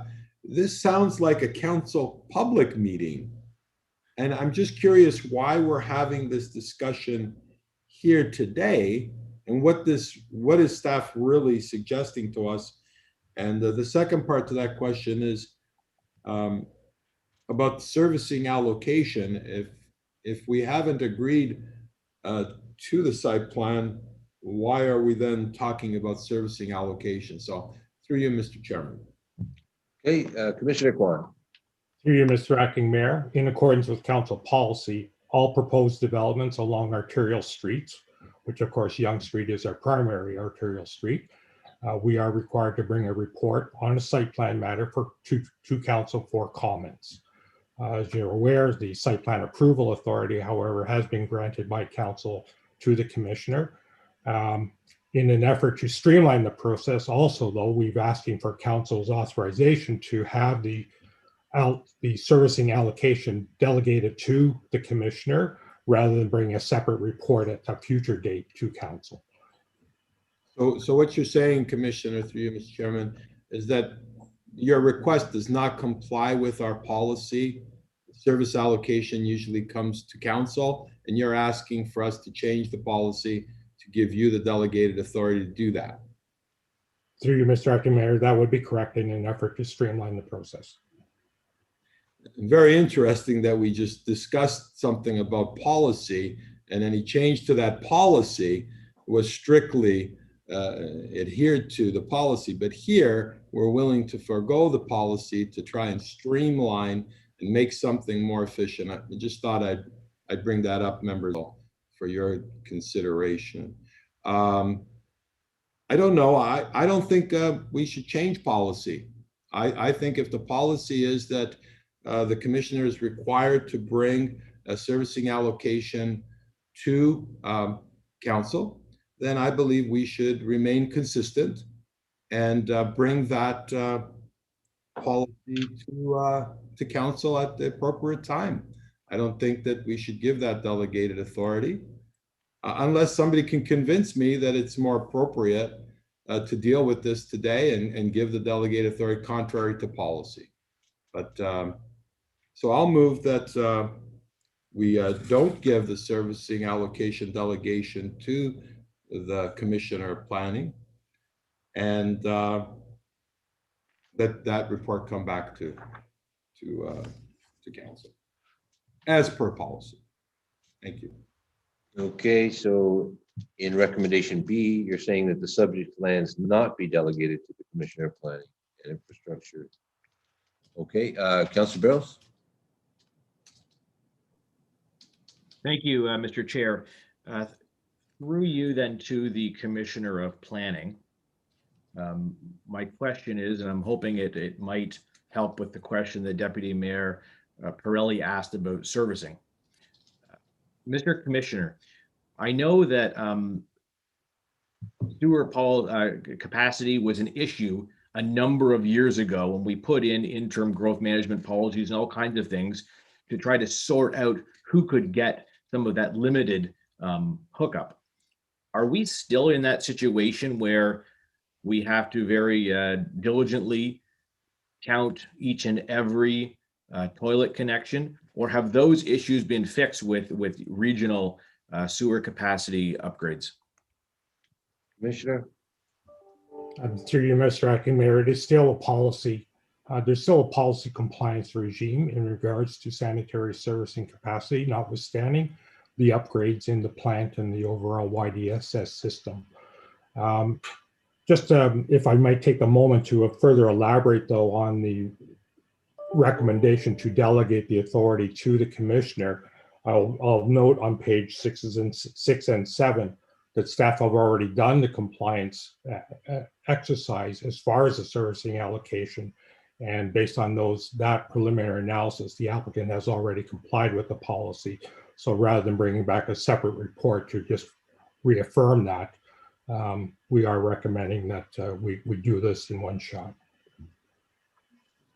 And thank you, Mr. Commissioner. I think that clarifies it for Deputy Mayor Pirelli, perhaps, that, I mean, they've already done that exercise. But the bigger question I have is, if we're looking to do this to expedite the process, we as council, we're always looking to get rid of red tape.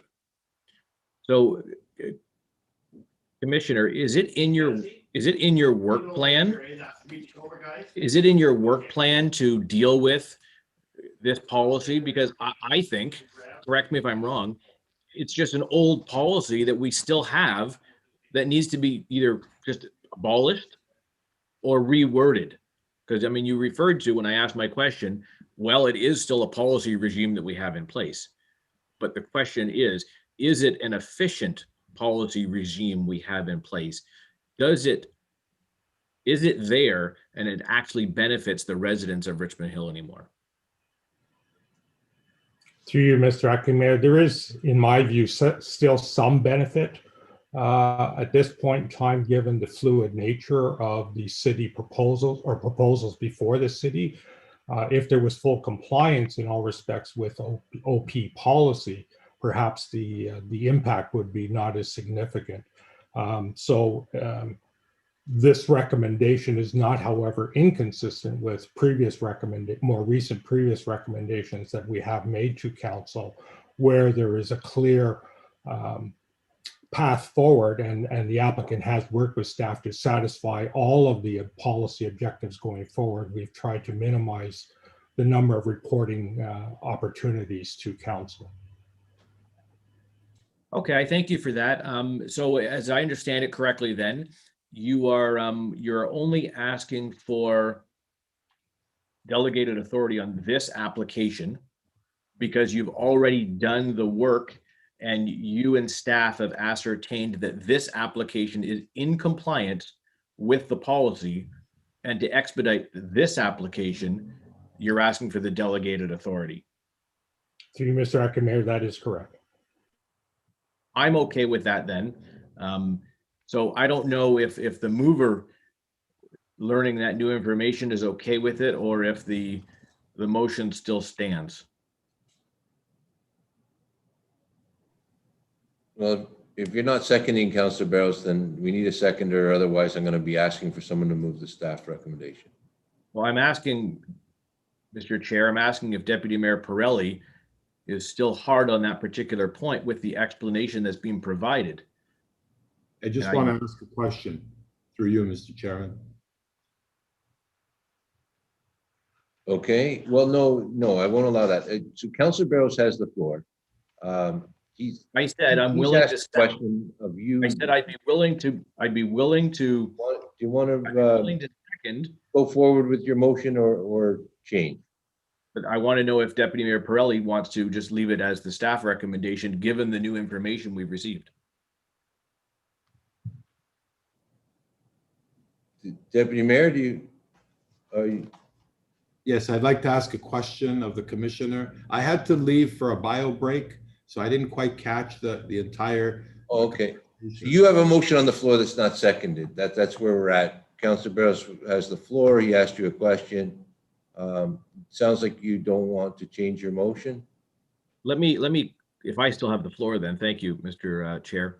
The question I had to Deputy Mayor Pirelli was understanding what we've learned from staff, being that the applicant here has already complied with all of the policies. The delegated authority to the commissioner would only be for this application, nothing going forward. It would seem to me at first blush that we would be creating an undue hardship to the applicant to wait for another cycle for staff to do another report when we know now that they've already complied. But perhaps you've got more information than I do. I just wanted to know if that was the information you were looking for before I went in position.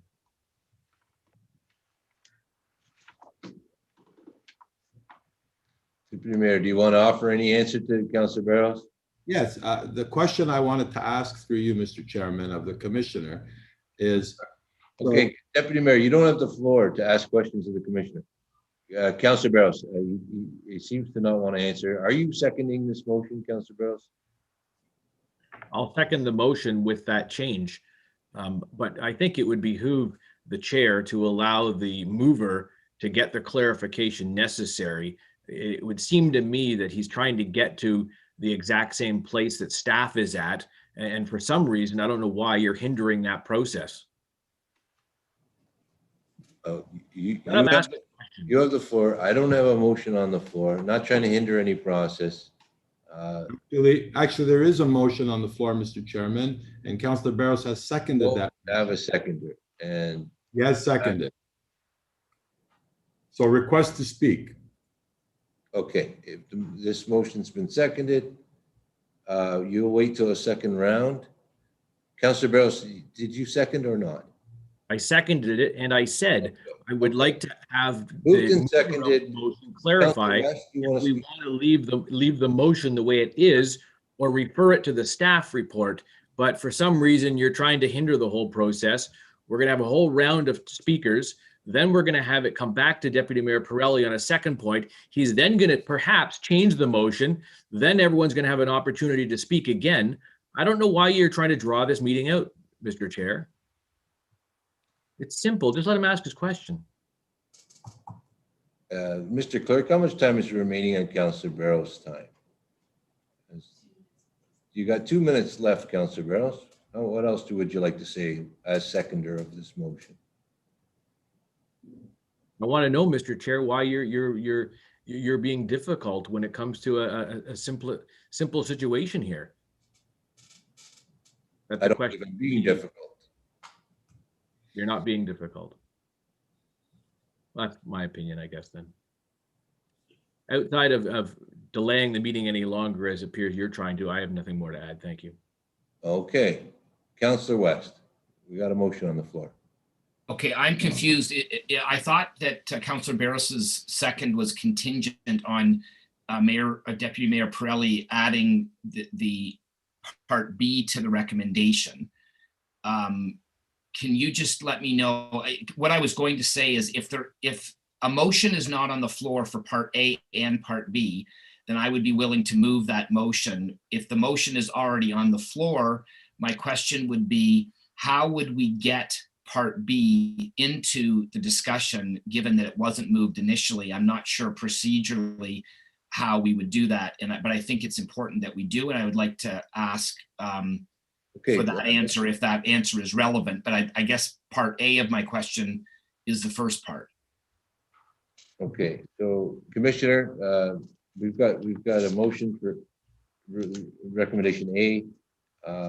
Does council have a way in which to get to B? I'm going to put it to you, Commissioner Kwan. Yeah, let Deputy Mayor Pirelli ask his question, because I think we're moving in that direction, but for some reason you're trying to hold the whole meeting up.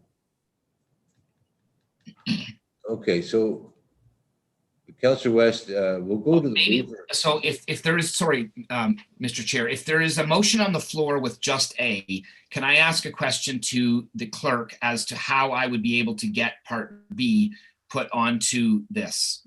Because I agree with A, but I think it's really, in order to keep this moving along, and given Commissioner Kwan's explanation that the policy actually has been adhered to and we're moving along in the correct direction, I think B is also important. So I'd like to know perhaps from the clerk how I would be able to do that. Okay, so to the clerk. Thank you, through Mr. Chair, and I do apologize, but I will be some clarification. It did appear to me that there was at least a mover for Deputy Mayor Pirelli's alternative motion, and then I did hear Councillor Barrow say that there was a second. If that was merely for Clause A, and Clause A is the only motion or the only clause on the floor at this time, and I'd have to leave it to the mover and the seconder. The way to change that would be to move an amendment to add Clause B. But I do request if the mover and seconder can confirm what the motion is. I did hear Clause A of the staff recommendations, and then Deputy Mayor Pirelli, when he moved, he indicated that that his motion was that the Commissioner of Planning and Infrastructure report back to Council for approval of servicing allocation. And I just want to confirm that that is what the seconder had seconded. Okay, so Deputy Mayor Pirelli, we need confirmation of what your motion is here. Okay, thank you. Yes, that was my motion, Mr. Clerk. You have it correct. I was moving A in the staff recommendation, but for B, I was told by the commissioner before I left the screen that the policy was that traditionally the servicing allocation is brought to council for a decision.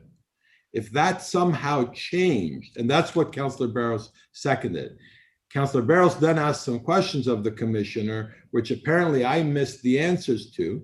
And so therefore I wanted to ask the commissioner if in fact, giving him the delegated authority to do the servicing allocations in this particular case was in compliance with the policy, then I would happily move the staff recommendations for both A and B, and we could move on to the next agenda item.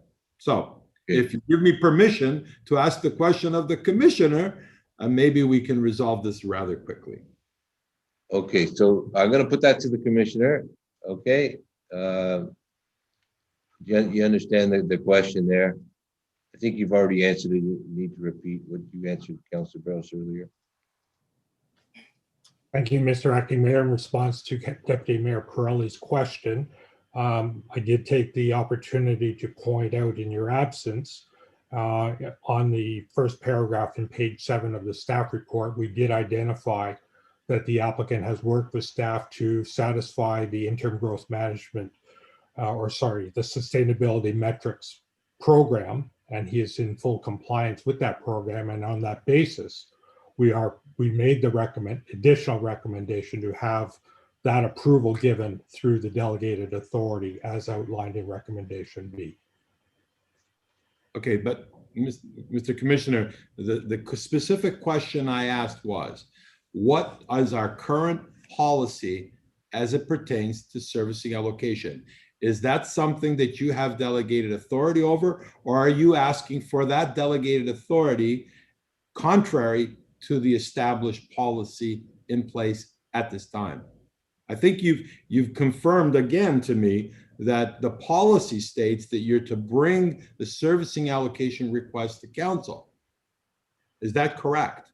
That the policy states you're to bring the servicing allocation request to council, not have delegated authority for it. Because if you did have delegated authority for it, I think B wouldn't even be here. We wouldn't even be talking about it. So could you please clarify that? Sorry, through you, Mr. Acting Mayor, there are occasions where the site plan is incomplete or the site plan has not advanced to a stage where the sustainability metrics program has been satisfied or adequately dealt with. As such, then a separate report does come forward to council to authorize the allocation, the servicing allocation. In this particular instance, however, the applicant has already satisfied that criteria. And as such, we've combined that recommendation with the request for comments and all referrals back to staff so that we can move this project along quickly. So this is basically a housekeeping matter. You want to move it forward. It's a normal course of action. This is the point where you ask us for the servicing allocation and that you just proceed forward and grant that servicing application in due course. That's what you're asking for. So it does really comply with the policy, kind of, sort of, in the circumstances, under these special circumstances. To you, Mr. Acting Mayor, that's correct. Okay, that's what I understand. So I'm happy to move the staff recommendations, A and B, as written in the report. Thank you, Commissioner. Thank you, Mr. Chairman. Okay. I'm Councilor still happy to second that new motion then, the change motion. Okay. Any speakers on the staff recommendation? Moved and seconded. So I have the floor, I think, actually, Mr. Acting Mayor. So now that we've resolved all of that, and I think all of that was written in the staff report, but now that we've got it all resolved, I'm happy to move along and vote on it. Thank you. Okay, very good. Anyone else? Discussion here? All in favor? Staff recommendations. Very good. That carries. Okay, thank you. The next item, also pulled out by Deputy Mayor Pirelli, 13.7, the Fire Safety Grant Agreement. Thank you, Mr. Chairman. Once again, I've separated this item for discussion because in reading the report, and let me just get my notes here again. I was very pleased to see this. You know, not very much is more important than our safety, especially during these pandemic times. And to know that there's some money that came to us and that our staff really went out of their way to make sure that we secured this for a very good reason. I just wanted to do a special thank you to Lise Conde for putting this all together, her and her team, whoever that might be. And move the staff recommendations. Thank you. Okay, very good. Is there a seconder for this? Councilor Liu? Any other discussion? All in favor? Okay, that carries. Mayor Pirelli, again on item 13.8. Council compensation. Thank you, Mr. Chairman. This one is a little bit more complex. I ask for the chairman's indulgence and maybe not adhering strictly to the 5-minute rule, only because this is a very complicated issue.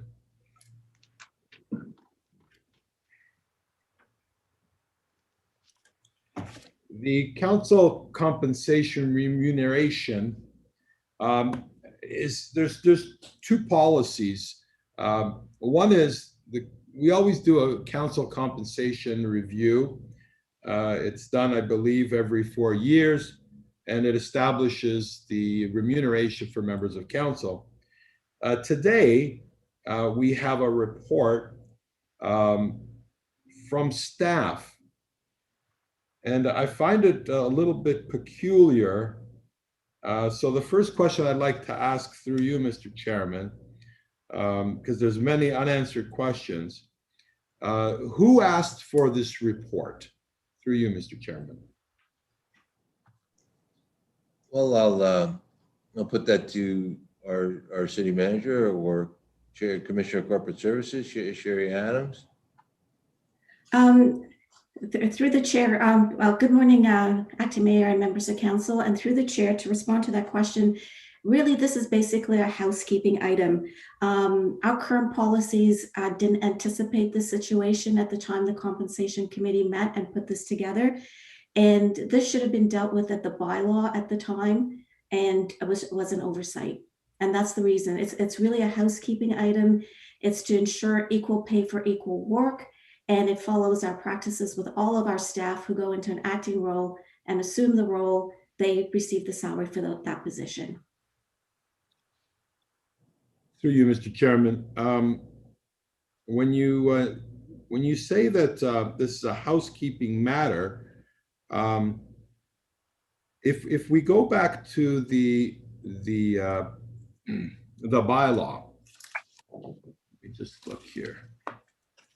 We have bylaw 74-2012, pages 17. It's fairly obvious when this council passed the bylaw to have 2 deputy mayors. The reason was that in the absence of the inability for the mayor to perform the duties, that there would be 2 acting mayors, 2 deputy mayors, and if the mayor couldn't perform his duties for the first 6 months, the policy said that Deputy Mayor DePaula would be the acting mayor, and that I would be the acting mayor for the second 6 months of the year. At that time, council never considered having us being paid, because this motion really affects only 2 people. It affects acting Mayor DePaula, and it affects me. And I want to state categorically that I did not ask for this report to come forward. I do not want further compensation if I am required to be in the role of acting mayor as per the policy. I don't think that it's appropriate at this time for bringing this forward. We are in pandemic times. We have staff that have been laid off. We have our residents struggling. The reason we have 2 deputy mayors is so that if the mayor is unable to do their job, both of us can stand up. And I would like to hear from acting Mayor DePaula if he agrees, because I think we can wrap this up very quickly. If he also feels the way I do, that I don't want any extra compensation if I'm the custodian of the mayor's seat until the mayor returns, whether it's a month or 2 months or 3 months. I don't want that extra money. I don't believe there's extra job or extra work. We already work 24 hours a day. Our phones are always on. We can't work any more than that. And so I'd like to hear from acting Mayor DePaula, because if he doesn't want to accept this extra money, then there is no point. And because I think elected officials are very different than staff. And I think the policy as it pertains to staff is usually a different situation. And I'm sure Ms. Adams will agree with me that normally when someone is acting as a commissioner, for example, it's because that commissioner is no longer with us, either by having retired or having moved on to another job. 1 minute remaining. Did you want an answer? You wanted to hear? Yes, I'd like to hear from that. So thank you. Well, thank you, Deputy Mayor Pirelli. I'll tell you, the reason we have 2 deputy mayors in Richmond Hill is because you were unsatisfied with the results of the election, that every other municipality in New York region accepts that the candidate receiving the highest votes becomes the deputy mayor. That was, in this case, me. And you insisted upon also being named the deputy mayor. You've used the title and you've ventured about this city and this organization for the past 2 years, insisting that everyone call you deputy mayor. And it has nothing to do with the reasons that you are insisting of why we have 2 deputy mayors. The answer to your question, you have 1 minute remaining. Oh, thank you, Mr. Chairman. So let me restate the question. I didn't hear an answer. My question was, we have 2 deputy mayors. I, as one of them, you know, the policy states that if the mayor is unable to do his duties, you step in for the first 6 months. I step in for the last 6 months. I don't want extra pay. I can't take it from the taxpayers, especially in light of the fact that during this time, Mr. Chairman, the mayor is being paid, and that would mean we're paying someone else to do the same job, and that's not fair to the taxpayers. So my question to you, Mr. Chairman, was, I don't want extra pay when I'm called upon to be the acting mayor. The question is, do you want that extra pay? Because if you don't want that extra pay, your time is up. And the question is, you're never going to have that opportunity to be the acting mayor. So that is not in question whether what your pay will be. And I'll also tell you that I don't want any extra pay either. Okay. Happy to serve the remainder of the term at the regional councilor's salary. Deputy mayor, no problem whatsoever with that. I think what's most important is Mayor Barrow's health, his speedy return. I think we should, move on and discuss other things. I'm going to put this to Mary Ann Dempster, who's got her hand up. She wants to speak to this and the reasons why the staff brought it forward. I didn't ask to be acting mayor, and I didn't ask for this staff report to come forward. Ms. Dempster. Thank you, Mr. Acting Mayor. The reason the staff report has come forward is I just want to clarify, the bylaw does identify that if the mayor is absent during the first 6 months of the year, whether it be vacation or a few days here and there, that there is someone who can step in during that time frame and fill the duties. It doesn't, there are more duties to the position when you're doing it on a long-term basis, similar to any city position. It's not about just standing in for a set period of time. And you're right, we had one person, Deputy Mayor Pirelli, you're right, we had one person identified for the first 6 months, one person identified for the second 6 months. This is a different circumstance where the mayor was granted an extended leave of absence. The acting mayor has assumed all of the roles and responsibilities of the job. And this was brought forward because in doing our research, this has not occurred here to my knowledge. Maybe it did years ago, but not since I've been here. And staff's doing the review of what we should be putting in place and what their entitlements are in the acting capacities. Point of order. Point of order, Councilor Barrows. A clarification on Ms. Dempster. Our own Mayor Barrow actually was the acting mayor while Bill Bell was in the hospital getting hip replacement, and he performed that job for a prolonged period of time. So yes, it has happened here in Richmond Hill. Just clarification. Thank you, Councillor Barrows, and point well taken.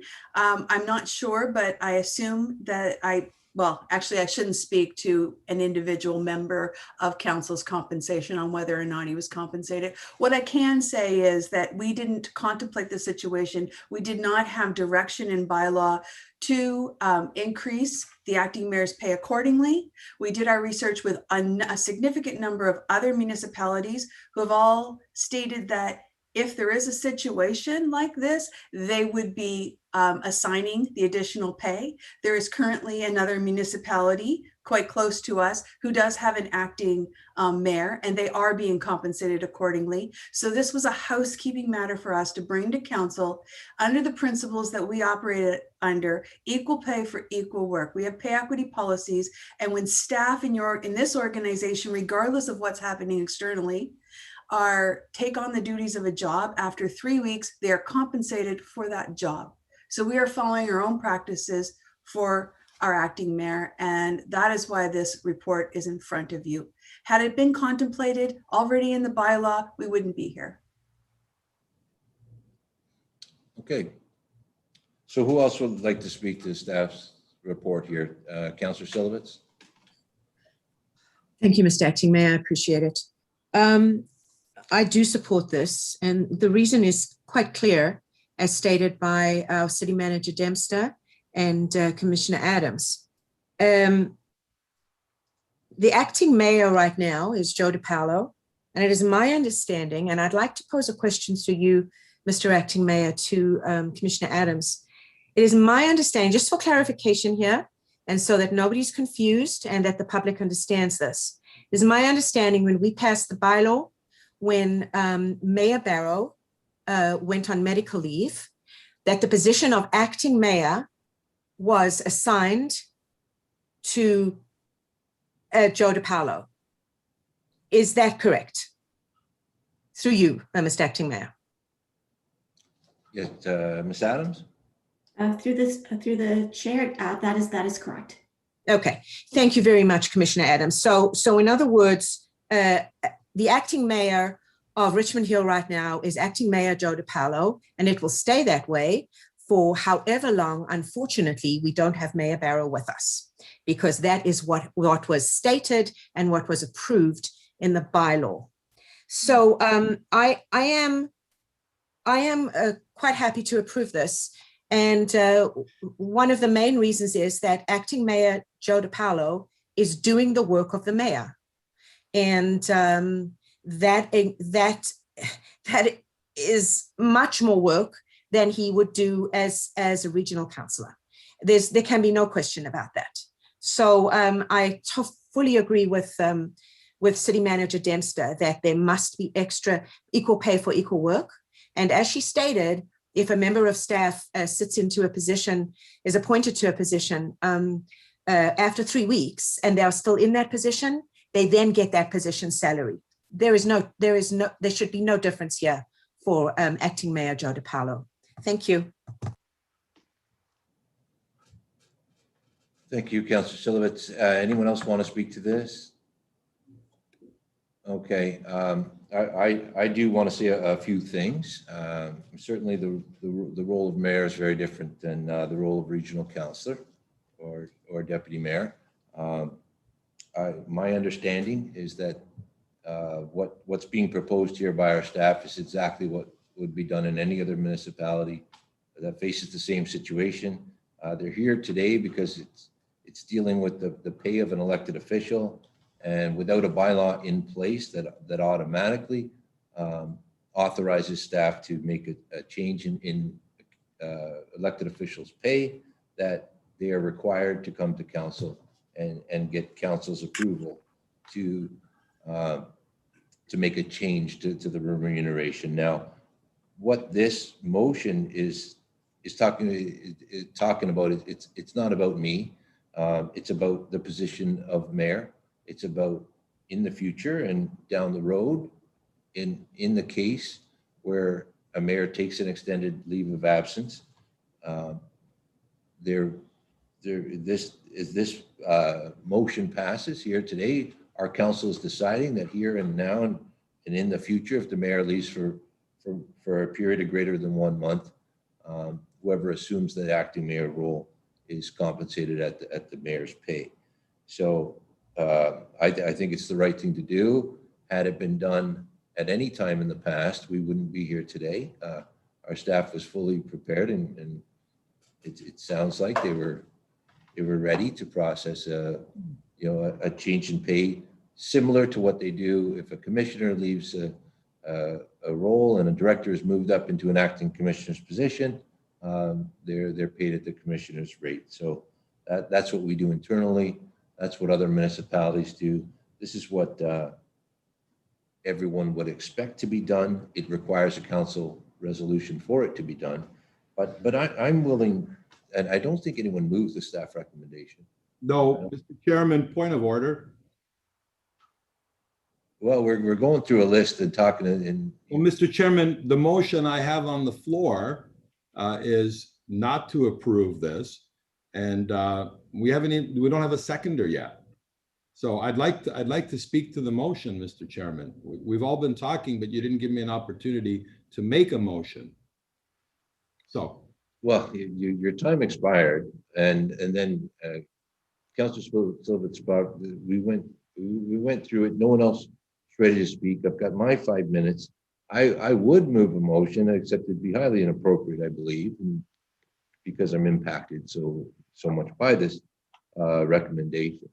What I will put out to other members of council is that I will be willing to volunteer at the regional council rate for 3 months. My hope is that Mayor Barrow returns, and I believe that's all of our hopes. And he has declared an extended leave of absence, which indicates 3 months, but hopefully not more. So I'm willing to volunteer to do the acting mayor role at my regional council pay until May 24th. And then I think this needs to be revisited. And from between now and then, my hope is that the mayor returns, because I merely see myself as filling in and doing my duty as deputy mayor. So having said that, I'll put it out to members of council, and members of council can do what they feel appropriate with regards to this staff recommendation. Okay, Councillor West. And okay, I'm creating a list of those who Sorry, are indicating. Did you call on me? Yeah, Sorry. did you indicate you wanted My to speak? apologies. I was prepared to move the motion that is in front of us, but I'm wondering if that's the thing to do. But I suppose if I move that motion, it could be amended if that's what council believes should be done. But I actually think this is very reasonable, and given the fact that it's consistent with what other municipalities were doing, given Ms. Adams' comments, and I think it's consistent with the general human resources policy that we have in the city for compensating for work done. I would be happy to move the motion as it stands in the staff report. I think that's the logical path forward here. Thank you, Councillor West. And I too will support the staff recommendation. I need a seconder for that. Is there Councillor Silovich seconding, and you want to speak? So we can deal with. I will, and I'll give my word right here now in this public council meeting that I will volunteer for the role until May 24th at my regional council pay. But if the right thing to do going forward is, I believe, the staff recommendation, and it needs to be done. Councillor Silovich. Thank you, Mr. Acting Mayor. No, I don't really have any further comment. I said my piece. I commend you for saying you will continue to receive your regional councillor salary until May 24th. If that needs to be added to this motion, then Councillor West can think about that as well. I would support that. Thank you. I second. I have no further things to say. Okay, so we have a motion on the floor now. Deputy Mayor Ferrell. Thank you, Mr. Chairman. That's great. Now we have a motion on the floor that we can speak to. And I think it's very commendable that you have made the statement that you made, that you're willing to do the role of acting mayor until the 24th. I want to remind members of council that on the day that we passed the bylaw to allow Deputy Mayor DePaula to be the acting mayor until the mayor's return, I voted in favor of that. I voted in favor of it in its entirety because there was no mention of extra pay. If somebody had brought up, staff would have brought up at that time that as part of that vote, that I would be voting on the acting mayor taking extra pay for the job, I probably would have voted against it. And we would have a different motion before us. I do want to make a point of clarification because a statement was made by Acting Mayor DePaula that I will never be acting mayor.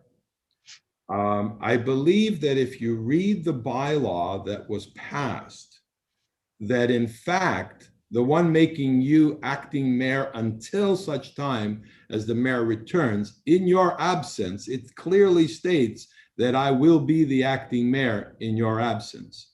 If you are saying something differently, you need to say that because I think everybody needs to be clear that in your absence, I will be the acting mayor. That being said, let me see, I lost my train of thought a little bit. Yes, I will be the acting mayor if you're not there, and I will not be taking any salary for it.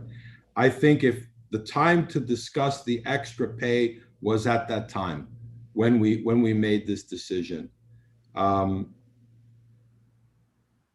The motion before us, if the acting mayor is not going to accept the salary, I really don't see the reason for doing this motion, but I'll move an amendment to the motion that until the mayor's return, acting Mayor DePaula and myself, if I am compelled to be in the role of acting mayor, that we do not accept any further remuneration.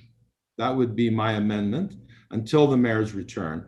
And then moving forward, we'll discuss that in the future. Because you're right, Acting Mayor DePaula, in the future, the Council Compensation Review Committee may want to consider doing this housekeeping matter, but I don't think it should be done at this time. And while the clerk is writing up my amendment, I think it's important, Mr. Acting Mayor, that based on the statement that you said that I will never be the acting mayor, you may want to consider, and just as my opinion, you may want to consider declaring a pecuniary. If it only affects you, then maybe you shouldn't be voting on this, but that, as you all and we all know, that's up to you to decide if you believe you have a pecuniary interest. And by your comment earlier where you stated this only affects you, I would just caution you to make sure that you're not, breaking any municipal conflict of interest regulations. So maybe you might want to get some legal advice on that. But my amendment stands that during this unusual circumstance where Acting Mayor DePaula is the acting mayor until the mayor's return, that no extra remuneration be adopted, and that this be considered for future reference, and that staff bring back a report after the mayor's return. That's my amendment. Point of order, Mr. Acting Mayor. Yes, Councillor West. I believe that is wholly not in line with the motion that's on the floor, and it shouldn't likely be allowed. I would ask for, I guess, maybe I'm Mr. waiting to see the motion appear or the suggested amendment, because I'm inclined to believe it's quite contrary to what our. There's no question it's contrary.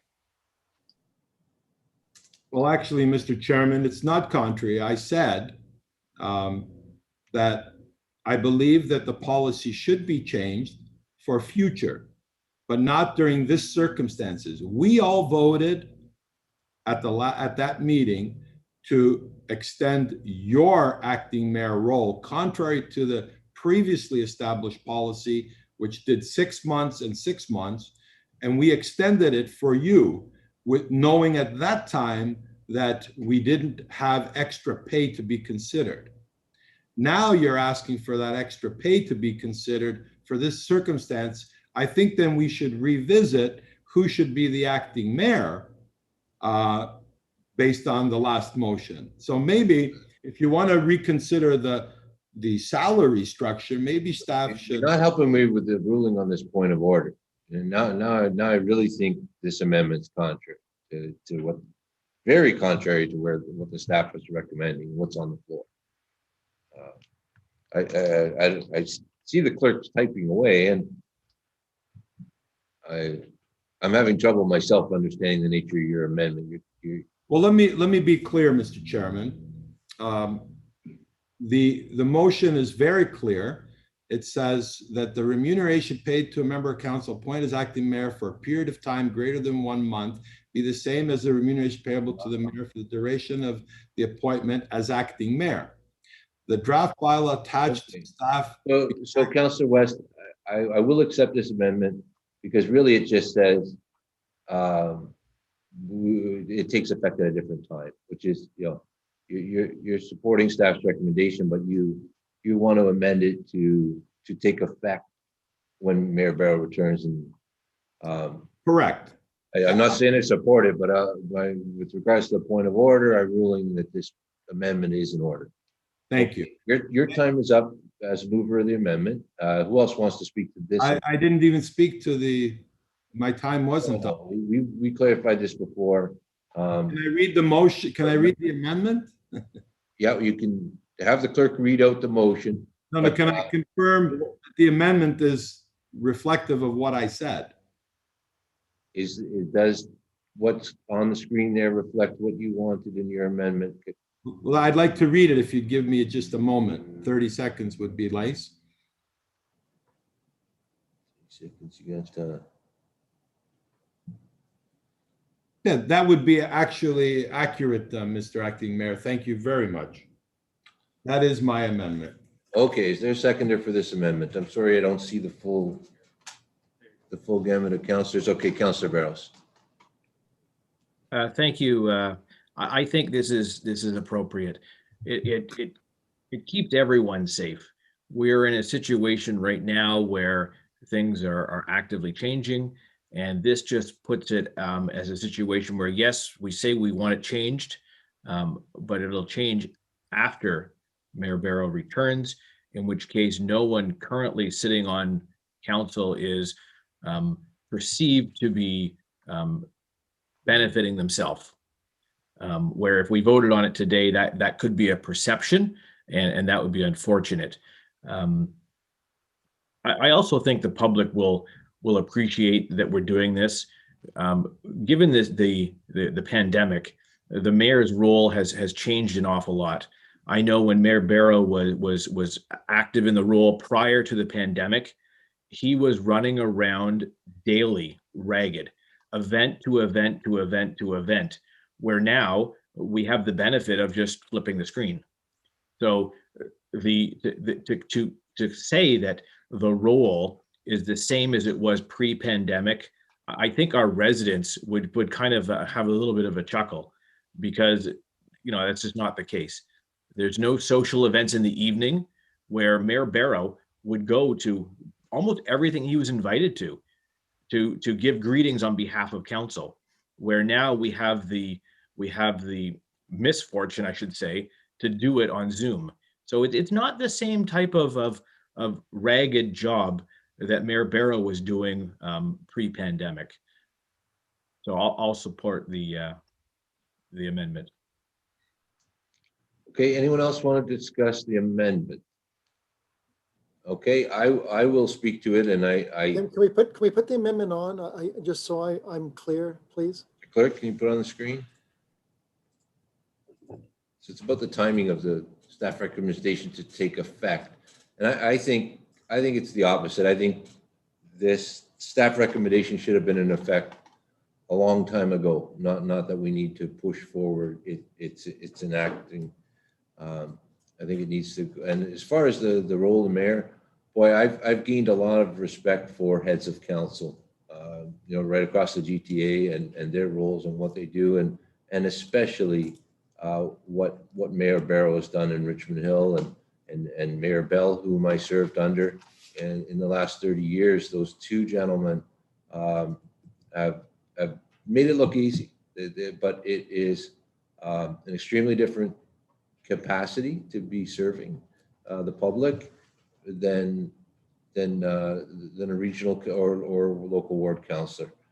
So there's a reason our council compensation review committee recommends the pay be such, and that our staff is saying whoever is doing the role gets the pay that our council compensation review committee recommends for the role. So I'm going to put it to a vote. All those in favor of the amendment? And I'm sorry, I can't see members of council. Record the vote, please. Recorded, okay. Mr. Clerk. Thank you. Through the chair, voting on the amendment moved by Regional Local Councillor Crowley and seconded by Councillor Barrows to add clause C to the motion. Councillor Sullivan. No. Thank you. Acting Mayor DiPaolo. No. Thank you. Councillor Liu. Sorry, Councillor Liu, you're on mute. No. Thank you. Councillor Barrows. Yes. Thank you. Regional Local Councillor Pirelli. Yes. Thank you. Councillor Munch. Can you put it up one more time, please? No, I'm sorry, Councillor Munch. According to the rules, I have to go in the order.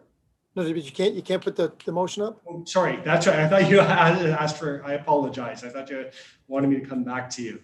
It is now on the screen. The resolution not come into Voting effect. on the amendment to add clause C. Councillor Munch, please. Yeah, I'll vote no. Thank you. Councillor Chan. No. Thank you. And Councillor West. No. Thank you. The amendment fails to carry. Okay, so we're back to the original motion, moved by Councillor West and seconded by Councillor Silovitz. So on a second round, Deputy Mayor Pirelli wants to speak. Anybody else want to speak on the first round? Actually, this would be the first round, Mr. No, you used your opportunity in the first round. You made an amendment. Anyone else want to speak on the first round? Okay, Deputy Mayor Pirelli, your second 5 minutes. Well, thank you, Mr. Chairman. If the motion is to adopt the staff recommendation, I have to vote against it. And there's a lot of reasons. The report itself is a little bit deficient. It doesn't really state the reality of the role. And I'm going to ask some questions of staff.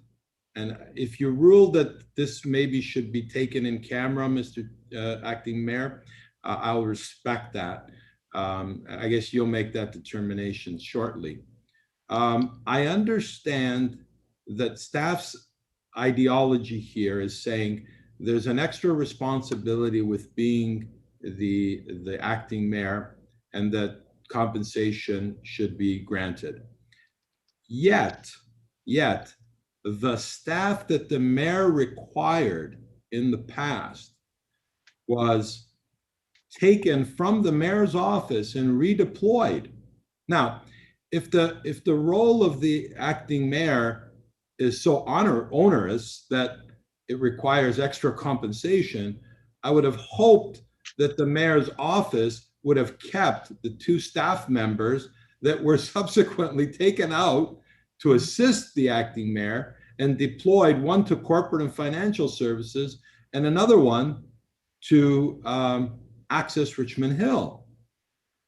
So, Mr. Chairman, I guess the question is to you, as the acting mayor, how is it that your role, you've gained a great respect for the hard work that Mayor Barrow did, but Mayor Barrow found it necessary to hire a chief assistant, and that chief assistant, you obviously, it must have been, and I don't know the answer to this question, but was it with your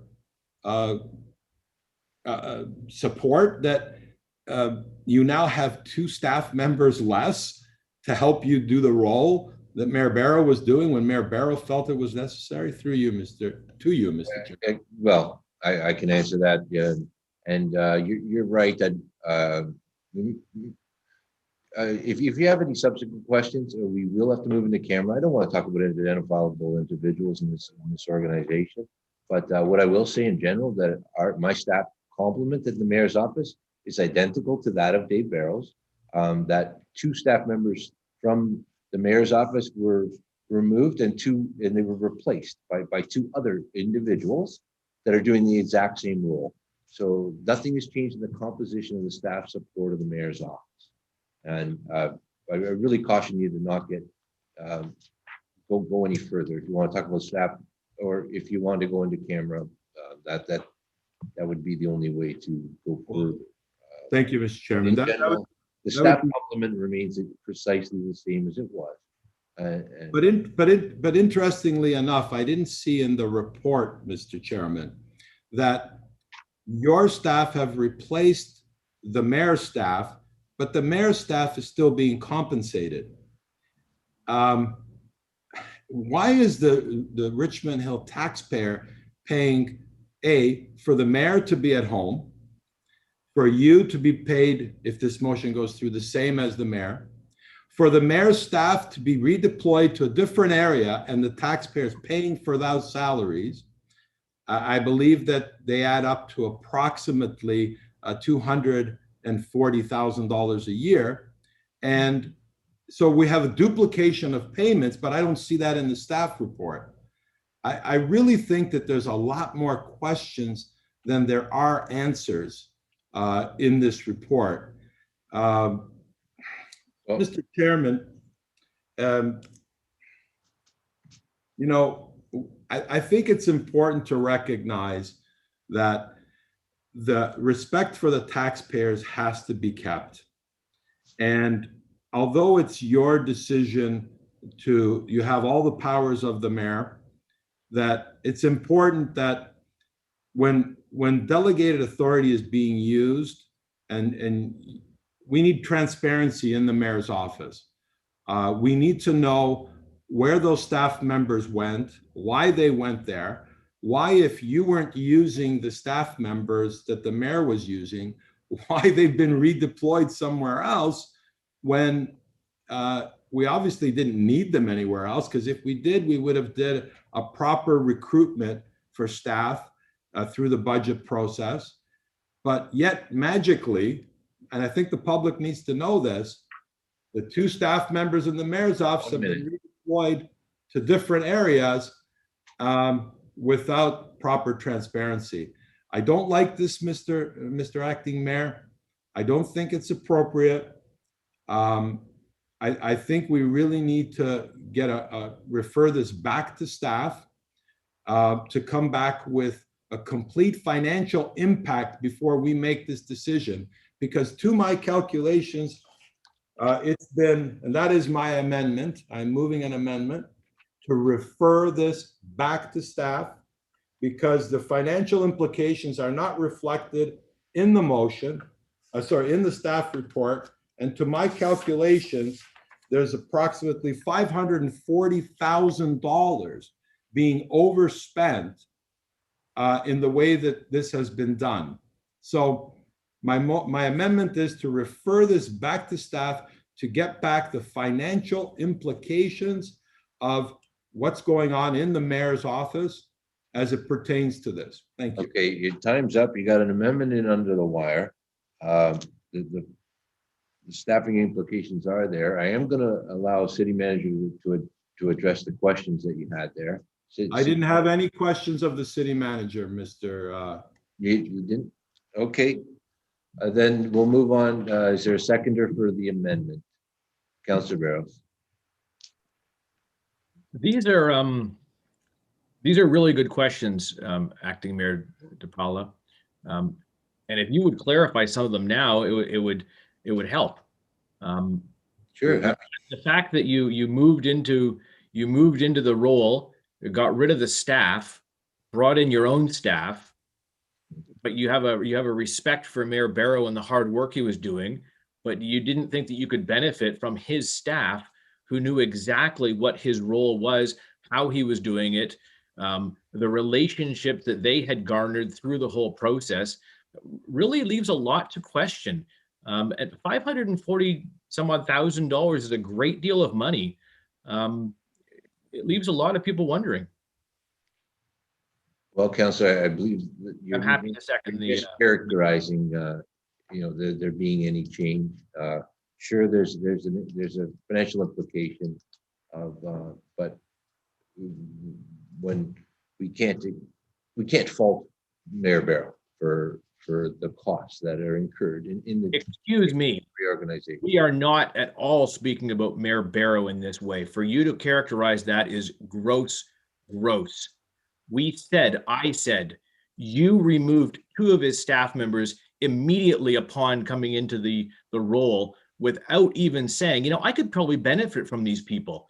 It wasn't 2 or 3 weeks later when you said, it turns out that Mayor Barrow's staff, they're not really in keeping with how I want to do things. You did it immediately. That's the question we're asking.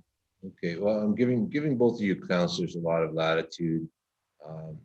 just, and we have to be extremely careful. Come on, council. Elected officials are fair game. If you want to criticize anything that I've done, Staff members, that would be helpful. I have the exact same staff complement right now that Mayor Barrow had. The people in his staff are already and waiting to return should he choose to have those staff You're members. beating around the bush, Deputy Mayor.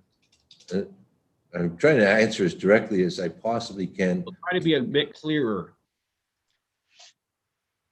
Well, this motion on the floor. Why did you feel the need to remove his staff without Point of order, Mr. applying for Chair. 2 or 3 weeks? Point of order. You have to deal with the point. What was the question I asked? Okay. We're venturing out quite nicely on a limb here, away from what the matter is at hand. And right now, I think that Councillor Barros is just badgering. So I would suggest that we keep the conversation to the point. Thank you, Councillor West. I mean, Councillor Barros has the floor, so he can badger, but he can't mention identifiable.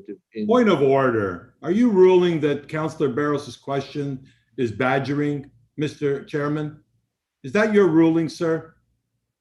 Well, he asked you a question, sir. I was trying that you have very cleverly avoided answering. Okay, that's not badgering, sir. That was an attempt at a humorous turn of phrase.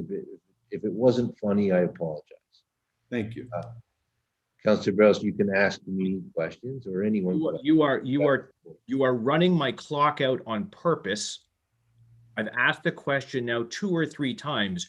Why did you get rid of the mayor's staff immediately when you said you've got a respect for him and the work he does? It would seem that his staff, with the relationships they've garnished, knowing the workload, knowing what needs to be done, they could have helped you with that. The question remains, why did you immediately get rid of them and bring in your own people? Not avoiding your question. I don't want to talk about identifiable individuals, but there's been the mayor had an executive assistant for 15 years who had been in the role for 31 years, and she remains my executive assistant. Two newer members of the mayor's staff have been redeployed, and the people that I work with and feel comfortable with have assumed that very same role that was being performed for Mayor Barrow. My question is, why did you immediately get rid of them? I didn't mention their names. I didn't mention their names, but you immediately got rid of them. I've answered the question. Point of order, Mr. Acting Mayor. Yes, Councillor Silva. Is not the motion on the floor the referral? Where does this line of questioning have any reference to the motion on the floor to refer this back to staff? That's my point of order. Referral motion, not an amendment. Okay, thank you, Councillor Silva. It's for getting us back on track here. So we're talking about referral motion. We've got to keep our comments to that.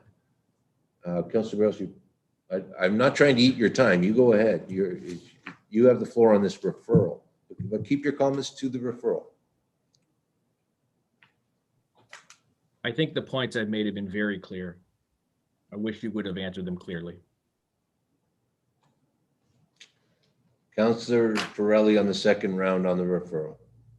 Thank you, Mr. Chairman. And I'm happy to answer that point of order. The amendment is to refer back to staff to really bring to light the true financial implications that I believe were deficient in this report. If what you're saying, Mr. Chairman, is correct, and we have no reason to disbelieve you, the new staff is being paid the salaries that the mayor's staff was being paid, and there is a duplication of that payment. Now, you chose that. You chose to bring your people in, as Councillor Barrows said, you chose to do it immediately. That's not a question regarding, as far as I'm concerned, has anything to do with the financial implications. The financial implications are that 2 of the people that you redeployed that were in the mayor's office, you characterized them as new. One of them, yes, was new. The other one was not new. 12 to 15 years is not new. And you could have benefited from their use. But the point I'm trying to make very clearly here is not about your decision, but the financial implications of that decision. Had the mayor's staff, if you felt it necessary, had the mayor's staff not met up to your standards and you wanted to let them go, then I would understand that. But as a custodian of the role with the expectation that the mayor is returning, that's why we passed that motion, because he plans on returning, that the financial implications aren't accurately reflected. And that's why I wanted to go back to staff. I want this council to know how much money is being spent extra. And to my calculations, it's $540,000, Mr. Acting Mayor. And to me, that's unconscionable. And so we really need to deal with that issue. And that's why I want to refer this back to staff. The report does not speak to all the extra money that's being paid because of the mayor's absence. Thank you, Mr. Chairman. Okay, thank you. So I think members of council understand the motion on the floor. I just want to say briefly to the math that's behind it. You also need to subtract an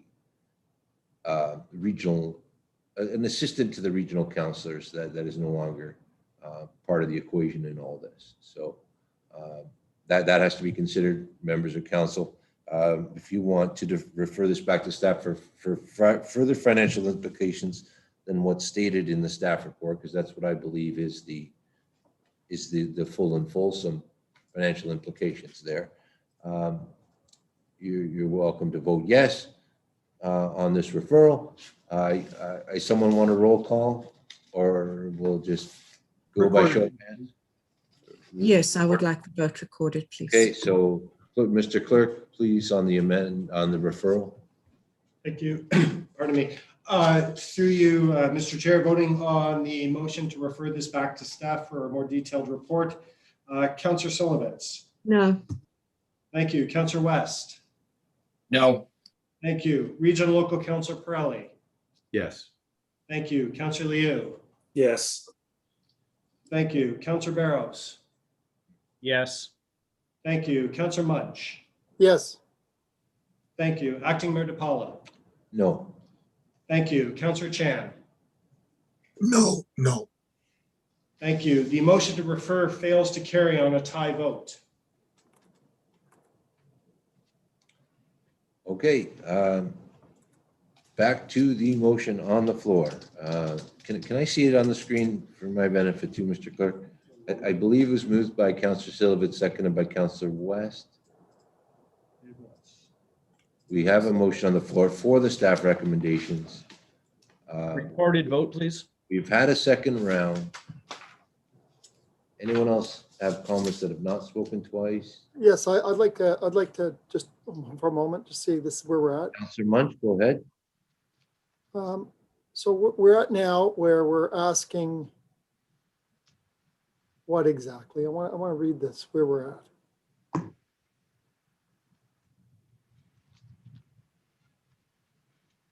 So I'd like to move a referral motion.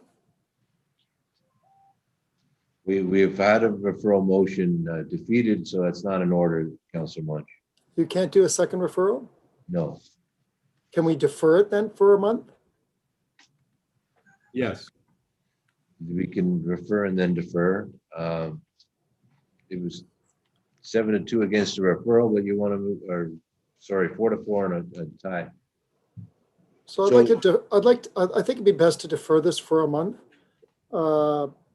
That's good, because So I think the 3 month. My reason for a deferral is, ladies and gentlemen, is that the Municipal Act gives 3 months for a member of council to be away from the office, and the mayor has asked for an extended leave, which we've granted. However, that 3 months would be up until May 24th, and I suggest that we, in good faith, push that back till May 24th, and we revisit this topic where we would say the 3 month is there, And at 3 months, where are we? And we'll regurgitate this topic because I believe in equal pay for equal work, no question. I do want to support the mayor as his request, but I think now we got to have some time to kind of rethink as a council. And really, we need to start going to start talking about responsible policy growth. We're in a COVID time. Hold on, Councilor. I think deferral is good. Deferral? So, yeah, deferral for May 24th, please. You want to defer Till May 24th, the May 24 weekend. till May 24th? I think that's the next council meeting, is it not? When's the next council meeting, Mr. Clerk? Pardon me, through Mr. Chair, 4 weeks from now, the closest council meeting to 4 weeks from now is May 12th. The one after that would be May 26th. The 12th to the 26th. So I would say May 26th, which is just beyond the 3 month mark. So because the mayor left on February 24th, gives it 3 months. We say at 3 months we visit. I think that'd be a fair time to evaluate it. So I'm going to ask if everybody will consider doing it till April 26th, please. Okay, so we have a motion to defer. May 26th, Councillor Munch? Yes, sir. Thank you. Okay, Deputy Mayor Pirelli on time and date. Yeah, thank you, Mr. Chairman. I'm happy to second the deferral. I think it's a reasonable compromise. I'm going to be reaching out to Mayor Barrow during that time, and maybe we can get a better sense for when he's going to be returning, and maybe this will all be a moot point. Hopefully, I think that's all our wish. So I think it's a little bit premature to discuss it now. Councillor Munch is correct. I think May 26th would be the proper time, considering all of the things that are going on in our communities. I think it's appropriate, so I'll second the deferral motion. Okay, anyone else on the deferral motion as to date and time? I mean, okay, I don't see any others. I think there's a real misunderstanding what this motion is. This is putting a bylaw in place to deal with the event of a mayor's absence anytime in the future in Richmond Hill. Date and time, Mr. Chairman, date and time. Doesn't relate to Mayor Barrow, but yep, that Councillor Silovitz as to the date and the time. Thank you. No, I just would suggest just to put here that when it does come back to council, it needs to be discussed in camera. Thank you. Okay, can you go print this off one last time? Okay, I always think elected officials are fair game, and there's reasons we discuss our own compensation in public, and we do it publicly. But well, my point is that this is about identifiable individuals who are not on council, so we need to take it into closed session. Well, I think we've gone away from what the actual staff recommendation is, and we went there, so that was unfortunate. But point taken, Councillor Silovitz. Anyways, deferral motion on the floor. I got to call the vote. I don't hear a request for a recorded vote. So, okay, Mr. Clerk.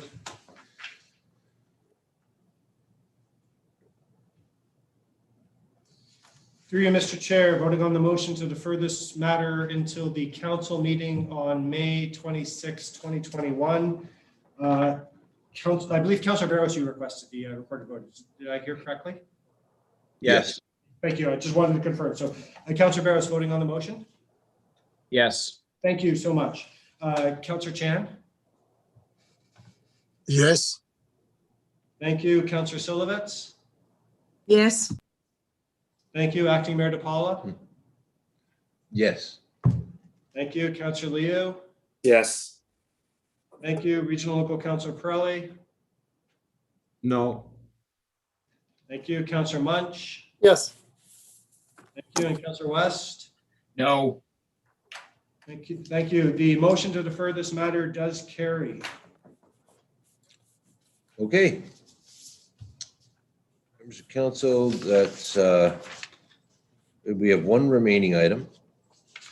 that was also pulled by Deputy Mayor Pirelli. Reappointment of hearing officers. Mayor. Oh, thank you, Mr. Chairman.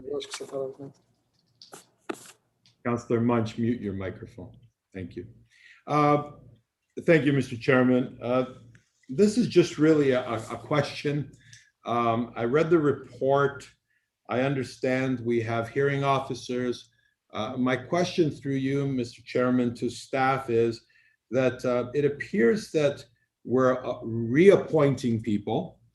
And I just wondered if our policy states that upon reappointment, do we open this up to other candidates, or is this a delegated authority that, well, it's not a delegated authority because it wouldn't be coming to council, but wouldn't this, and maybe I need staff to clarify for me, but wouldn't this be better served when we're appointing someone if we had a competitive process during the, instead of just appointing the same people that were there? So through you, Mr. Chairman, it's a simple question for the commissioner. Why is it that we're doing this a little different than before? I'm not saying they're not qualified, just saying, why are we doing it this way? Through you, Mr. Acting Mayor. If we held a competitive application process, the two existing officers that we have would be reapplying, and they would be the successful candidates anyway, as they're both doing an excellent job and have all the qualifications that we are requiring. And it's particularly important at this present time as a result of the COVID situation. So we do have the ability to reappoint in this case. Well, wow, I'm shocked. I'm shocked to hear that the commissioner would state that if there was a competitive process, these would be the successful candidates. I mean, why would there be a competitive process if we already know the outcome? That's very disturbing. And it is coming to council for a decision. So now it gives me cause for concern as to why we're doing it this way. I'm very disappointed to hear that the reason we're not having a competitive process because someone in staff has made a decision, the commissioner herself, that they would be the successful candidates. Wow, very, very disturbing. Mr. Chairman, in light of that, I move that we refer this back to staff for a report back to us explaining in great detail why any staff member would predetermine the results of a competitive process. Doesn't sound very competitive. I mean, the general public listening out there will now be very discouraged from coming forward and applying. Deputy Mayor, I don't think that's what the commissioner said. I think you're putting words in her mouth. I think she said that the competitive, it's not required in this case. These two individuals are doing a great job. No, that's not what the commissioner said. We can go back to the tape later, Mr. Chairman. What the commissioner said is that these two people, if there was a competitive process, would be the successful candidates. Not maybe, or could be, or are highly qualified, will be the successful candidates. That is sending a message to everybody who ever applies for a job in Richmond Hill is don't bother coming, because staff have already made a predetermination as to the outcome. Well, that's wow. That's my interpretation, Mr. Chairman. That's what was said. That's what was said. They would be the successful candidates. So why would anybody apply for a job knowing that staff have already made a predetermination as to the outcome of the competition? This is very disturbing, Mr. Chairman. No, I'm sorry you're disturbed. Do you have another question for Commissioner? Do you have a deferral motion? Mr. Chairman, are you saying I'm disturbed? That's very inappropriate. You said you were disturbed. I said I'm sorry. No, I said it's very disturbing. You said I was disturbed. I did not say I was disturbed. I said, this is very disturbing. We just sent a message to the listening public that if there's going to be a competitive process, staff, this commissioner stated she knows the outcome without having an open mind. This is very concerning, Mr. Chairman. I can't believe it. Well, Point of order, Mr. Acting Mayor. Do you have any other questions? Point of order. I move, Mr. Chairman. I move, Mr. Chairman. Point of order, I'm sorry, Deputy Mayor, The point of order. on the floor. Thank you, Mr. Council- Acting Mayor. Sorry, my point of order is that Deputy Mayor Pirelli is putting words in Commissioner Jocelyn's mouth, and if perhaps she should be responding to the allegations he's making. Well, we don't have to belabor it. This is not right. I agree.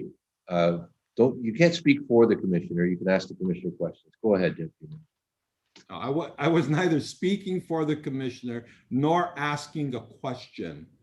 I wish everybody would just pay attention. What I said was I restated her words. Her words were, if there was a competitive process, these two would be the successful candidates. That is shocking. I will give the commissioner a chance to clarify what she meant, and perhaps I will ask the commissioner. Is perhaps that what taking the the word commissioner out of said? context. Is that what the commissioner said? You're making an accusation now, and I'll No, definitely. no. I asked the question. Commissioner, through you, Mr. Chairman, to the commissioner, did you in fact state that if there was a competitive process, these two people would be the successful candidates? Through you, Mr. Acting Mayor, my intent, Deputy Mayor Pirelli, is that the two individuals that we're looking to have reappointed in this process are excellent employees and have done an excellent job for the city. And we are asking for approval to reappoint them for an extended period of time in their current contract based on their excellent job performance. My apologies if my intent was misinterpreted in this particular case, and due to COVID, because we have two exemplary people already in the role, it made sense for us to ask for the reappointment of the two individuals. Okay, you have 1 minute remaining. Okay, Mr. Chairman, the question was to the commissioner, if she did in fact state that if there was a competitive process, these two people would be the successful candidates. Deputy Mayor, the commissioner just clarified that. Mr. Chairman, her statement was, if I misunderstood, I did not misunderstand. It was clear what she said. I think everybody here heard it. Okay. What the commissioner, if the commissioner is saying that's not what she meant to say, then that's a different story. But she should at least admit that that's what she said, but what she meant to say possibly, and I will try to put words in her mouth, maybe she meant to say that if there was a competitive process, these would likely be the successful candidates nonetheless. That's very different than saying they would be. Would that be correct through you, Mr. Chairman, to the commissioner? Through you, Mr. Acting Mayor, yes, Councillor Deputy Mayor Pirelli, you are correct. If we were to have a competitive process, it is likely that these two individuals would rise to the top as excellent employees that already understand our process. Thank you, Commissioner. I just wanted to make it clear for the viewing public that we here at the City of Richmond Hill, we do not predetermine outcomes of competitive processes. So I'm glad we got that resolved. Again, the question I had when we started this was, is this the normal practice, or should there be, going forward, a competitive process? Or is this something that we've decided to do through you, Mr. Chairman, to the commissioner because of the pandemic? In other words, if there wasn't a pandemic, would we normally be would we normally be doing a competitive process? Okay, your time's elapsed, and Commissioner, go ahead. Or City Manager, whoever wants to answer there. I can answer through you, Acting Mayor. The Deputy Mayor is correct. If this wasn't COVID, and we weren't tight on staff resources as it is, and trying to save money in every avenue we can, we do things differently. These two are excellent in what they're doing. In our opinion, there is no sense to go through the process and staff time involved in evaluating a competitive process. We're asking for the reappointment of these individuals. Thank you, Madam City. Who else wants to speak regarding May I this? respond, Mr. Chairman? Your time elapsed while you were asking your last I'll question. reserve the right for the second round. Got the second round opportunity. Who else? Anybody else? We'll go right back to you then for 5 more minutes. What do we have on the floor, Mr. Clerk? We have a motion? Through Mr. Chair, I believe the regional councillor regional local councillor probably did move a motion to refer this back to staff. However, I am not aware of any seconder on Okay, that yeah, matter. so that's why I wanted to clarify. Is there someone who wants to second this? That won't be necessary, Mr. Chairman. It won't be necessary to refer it back to staff. That's why I wanted the opportunity to finish off. Oh, okay. Yeah. So you're moving the staff, well, go ahead. Yeah, thank you, Mr. Chairman. Yes, that was the question that I had, why I separated this item for discussion. I wanted to know if this was the normal process or something that we chose to do in light of the pandemic. I have no doubt. I read the staff report. I'm very familiar with the 2 recommended appointees. They are excellent at what they do. They have all the credentials, and that was not ever in question. It was just the process, just to be transparent so people know that we're not trying to do through the back door what we should be doing through the front door. In light of that, if my council colleagues feel the same, I'm happy to move the staff recommendations to appoint these 2. I'm glad I read the report because we did have 3. We're now moving to 2. And the way that the 2 were chosen, for those that may not have read the report, was because the 3rd candidate is no longer interested. So I trust that those are the facts, and I'm happy to move the staff recommendations. Thank you. Okay, is there a seconder? Okay, Councilor Barros, seconds. All those in favor of the staff recommendations? Very good, that carries. Now, Council, right at this point, I want to ask if someone's willing to move for a recess for lunch. And apologies to those delegates that were here very early at the start of the meeting on the agriculture motion. We have 2 more items to deal with. One with all the delegations and the member motion by Councillor Munch, and then an in-camera item. So we're not, I don't think it'd be fair to continue because it may take it may take 2 to 3 hours. So, okay, I got Councillor Silovitz and Deputy Mayor Pirelli seconding a recess, and we'll break until 1:15. Is that okay with members of council? 1:15. Okay, all in favor? Any opposed? Okay, that carries. We reconvene at 1:15. Thank you. Members of council, Mr. before Clerk? you sign off, I just wanted to confirm whether we need to send you a revised invitation to this meeting. You may receive a separate Zoom invite to this meeting once this meeting, the Zoom portion of it ends. Be on the lookout for that in your email. You might also need another one for the closed session, but please be on the